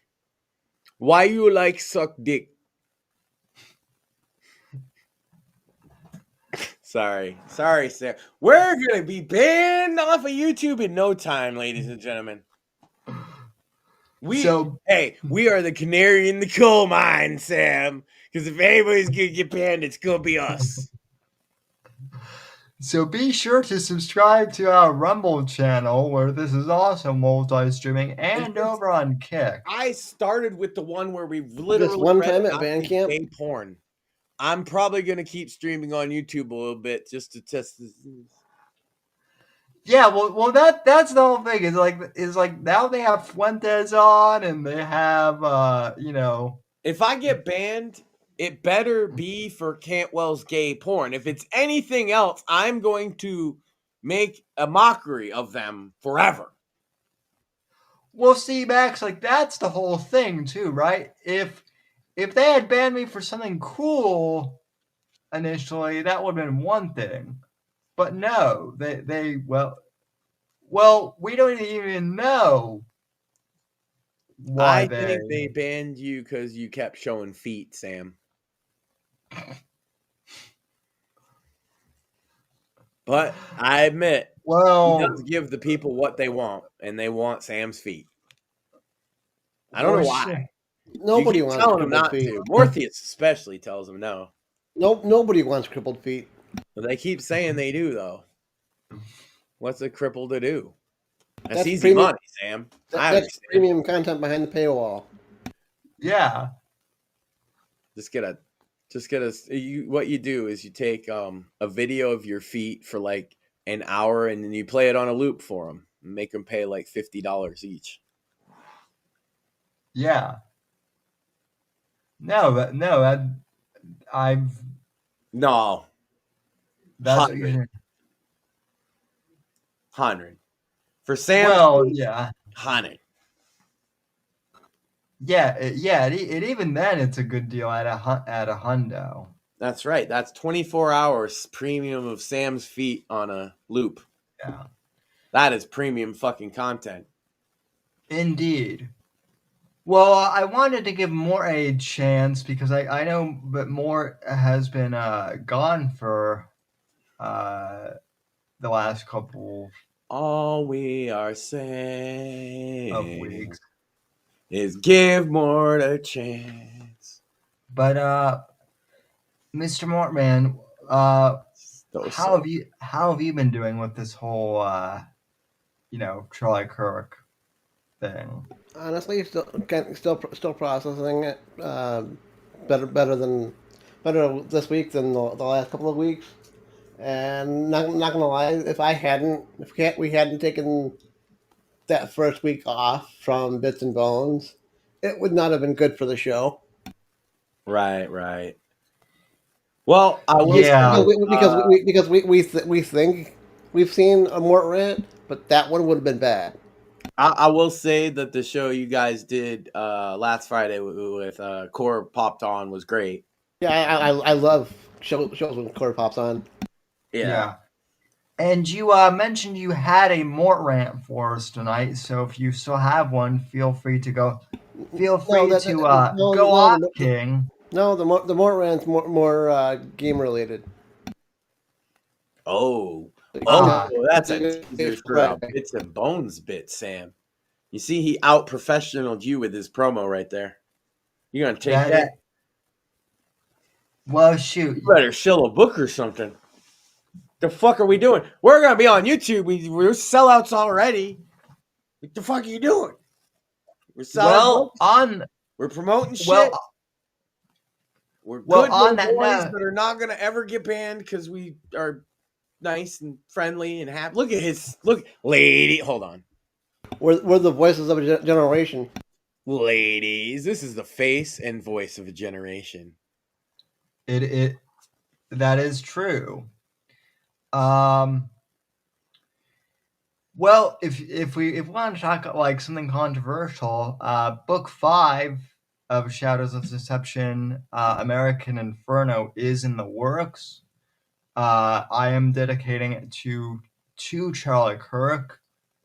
And with all this political violence and all these now little assassinations, I think it's as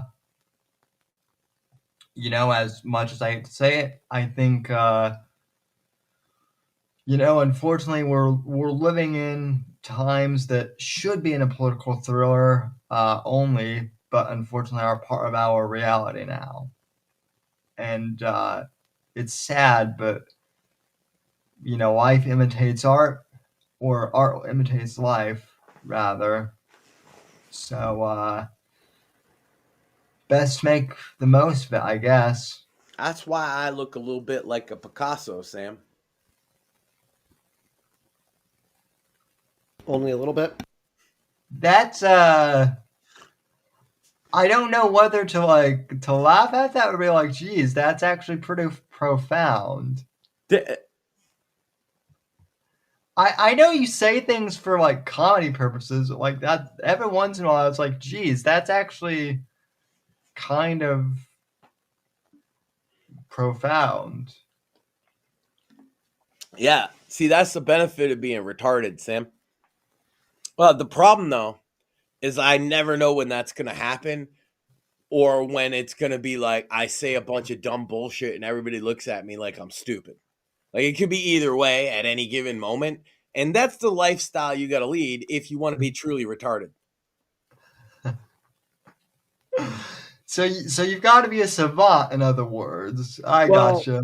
It's got to come a little naturally, but you got to let it come natural, at the same time. Like, the enemy of the retard is thinking. And whenever you're thinking, you're not being retarded enough. And this can cause you problems if you are a true retard, because you're not in a line with your true nature and your inner self. So what you got to do, you got to stop thinking, right? And you got to go with your immediate instinct as being the gospel truth forever, and nothing will ever change your mind.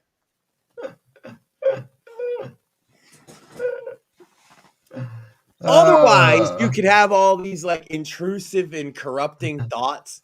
They'll tell you like, think about this before you do it. And like, oh, this might have consequences and all that stuff. You gotta leave that. You gotta drop that, leave that off to the side, and just focus on being the most retarded you can be right now. Well, hey, it worked for Alex Jones.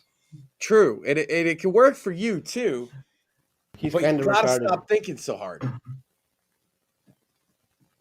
So that's what I've been doing wrong for all of these years. I told you, like, the thinky thoughts, they start to hurt after a while, right? You gotta flush them out. You gotta think about like basic shit, like eat, sleep, fucking trains, Sonic the Hedgehog, and Minecraft. Oh, God. and like God and country and stuff too. Yeah, well, those things I think about like all the time. Yeah, you gotta like have wood for America, you know? I Not do. literally, that'd be gross, but figuratively. Oh. Cantwell was trying to get wood for America. He couldn't get it up. That's why he got 200 Viagra pills. You know? Well, that's because he's a fucking commie or whatever. Nazi. Well, I was gonna say it was personal use, I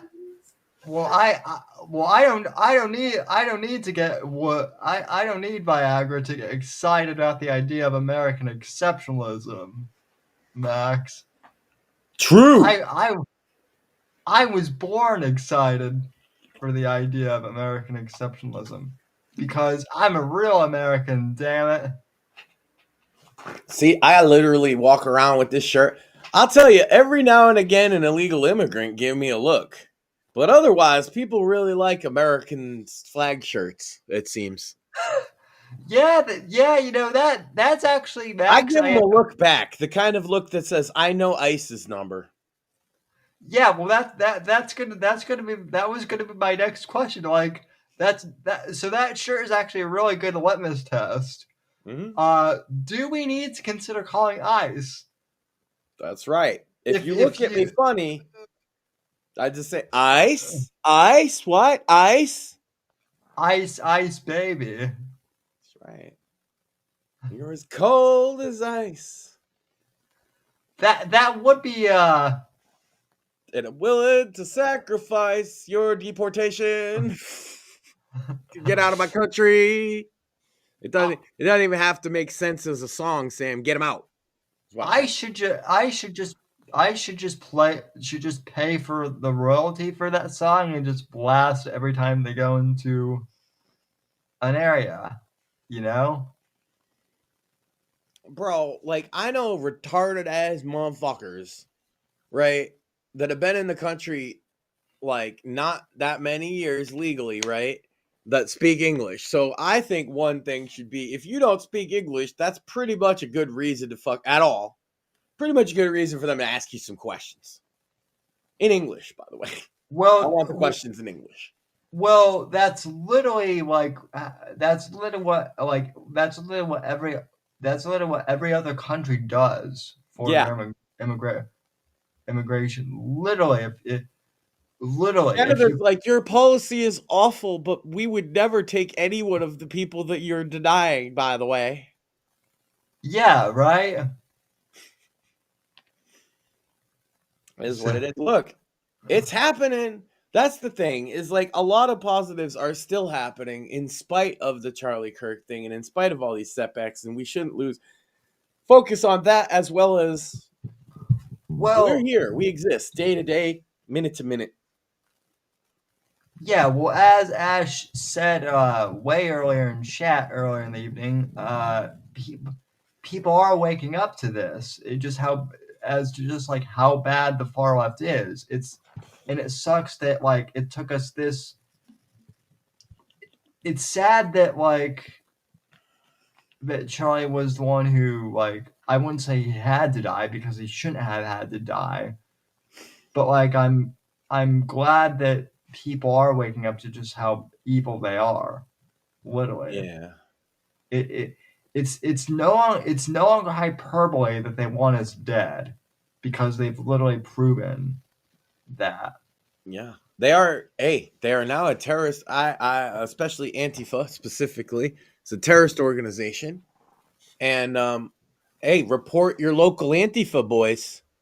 If you have information about Antifa, that is fair game to give it to the anonymous tip line or whoever you got to get in contact with over at the FBI if you know some Antifa people, because they're terrorists. Well, and if you see something, Sam, you're supposed to say something, right?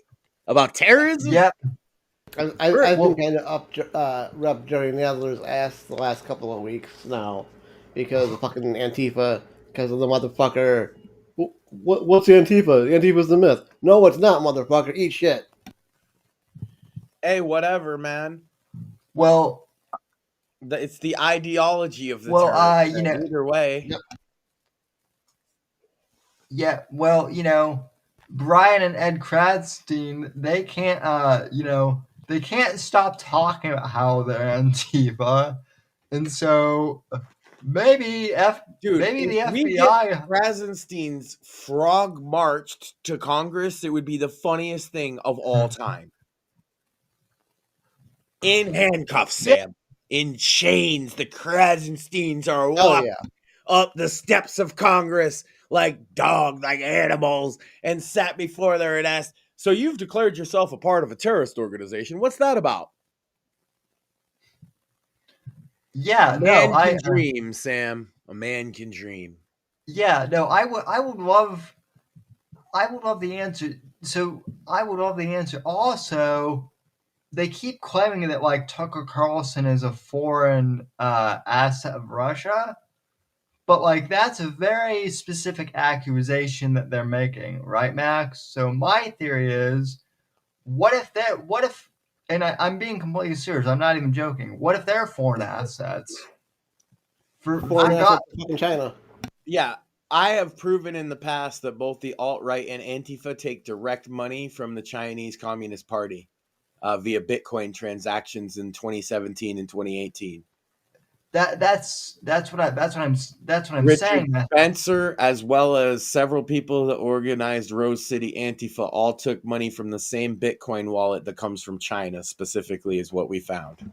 About $250,000 to the left and about $250,000 to the right. Okay. Well, that's what I'm saying, Max. Right before Charlottesville, coincidentally, isn't that weird? That's totally not weird at all. I've been saying that they've been gassing up the extremes of both sides for years, and every time we all know, every time there's one of these events, the guy's known to somebody in the FBI, right? We hear it every fucking time. So, are you fucking investigating? Or are you winding up psychos? I think they're winding up psychos. I think they don't necessarily know when they wind them up what they're gonna do, but they're winding them up. And I think that people doing that are guilty of, if people are actually doing that and we can prove it, they're guilty of treason against this country. Yeah. And I would see them to the full extent of that. Oh yeah, most definitely. But we are the counter-revolution, Sam. Don't forget that. We're not a revolution. We want to stop a revolution in our country that we love. We are counter-revolutionaries. They are a revolutionary force that's seeking to use violence to stop us. Right. From having a country.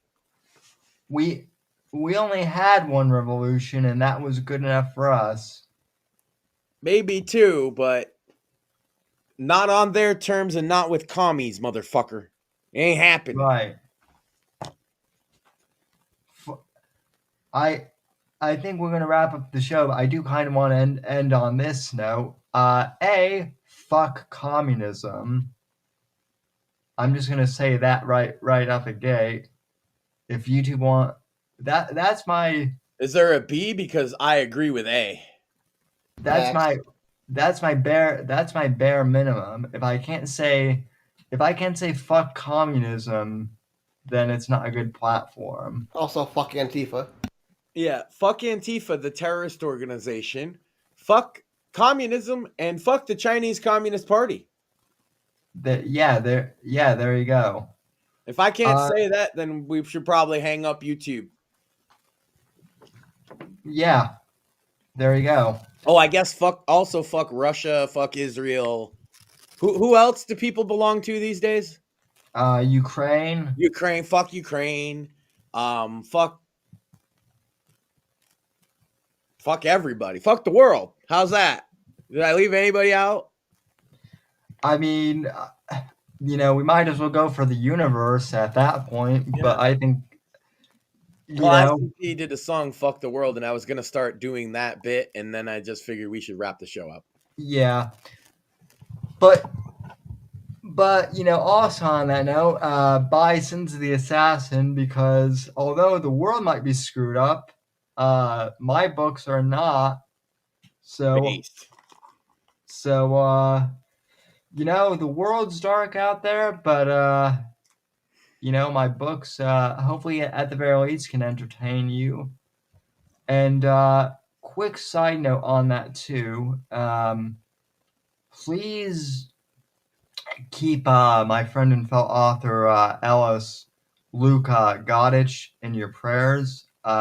Max, you might not know this, but Luke he was born with a congenital heart defect. I think you might remember that. I think that's come up, yeah. But he received news from his doctor, and it's not looking too good for him. So he's having to go back to kind of redo some of his meds. Everyone's hoping that it's something that can be fixed, but hopefully he's all right. Yeah, well, definitely like prayers from everybody. Yeah, don't like to hear that at all. I hope it's a speedy recovery, and people keep him in your thoughts. Yeah. So, and he like Charlie has inspired many young men. So we need more people like him and more people like Charlie. I mean, I'm here doing what I'm doing, and we're here doing what we're doing, even if it's just making people laugh on the internet. But anyway, we appreciate you all, and at times like this, things can be a bit sobering. We just try to remember and be humble and appreciate, like you said. Yep. And thanks for making our return to YouTube. Awesome, folks. We didn't drop one F slur, Sam. I was keeping track. Yeah. Well, that's good. So we were behaved gentlemen. Why the fuck not? Well, I mean, do we want to just speed run it? Good night, everybody. We might as well. But anyway, I'll be back for the Monday show, Bits and Bones, on Friday, and then on Friday, 10 o'clock. We're gonna make sandwiches again on the actual VR sandwich game, among other things, probably some dancing and stuff. VR stream on Saturday. Awesome. Yeah. And then Andrew Nelson might be back on Monday's show. I still have to see. So yeah.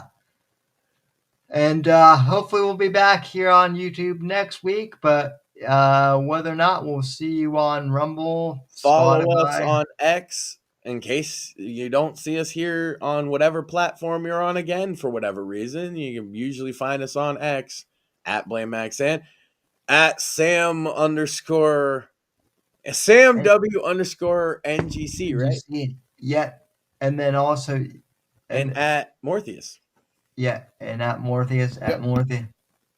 Mortheous.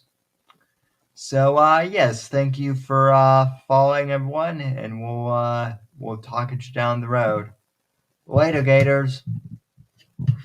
Later. The right to offend is not some pesky little part of freedom of speech that we have to put up with. It is the heart and soul and lungs of freedom of speech. It is the coursing lifeblood of human progress. It is the instigator of liberty and modernity and science and understanding. What a laughing stock today's student leaders are, that they can so casually dismiss the right to be offensive without realizing that their lovely, enlightened lives are the gift of individuals who gave offense. Offensiveness is not just something we have to begrudgingly accept. Offensiveness is the motor of human progress. Thank you for watching the Whitfield Report live on the Right to Offend Media Network. Make sure to check out Sam's books on Amazon, Audible, and Kindle. You can follow Sam on X at SamW_NGC and the Right to Offend Media Network at RTO Media. Like, comment, subscribe, and share with your friends. And until next time, God bless, God save this great nation. God, freedom, legacy, in that order.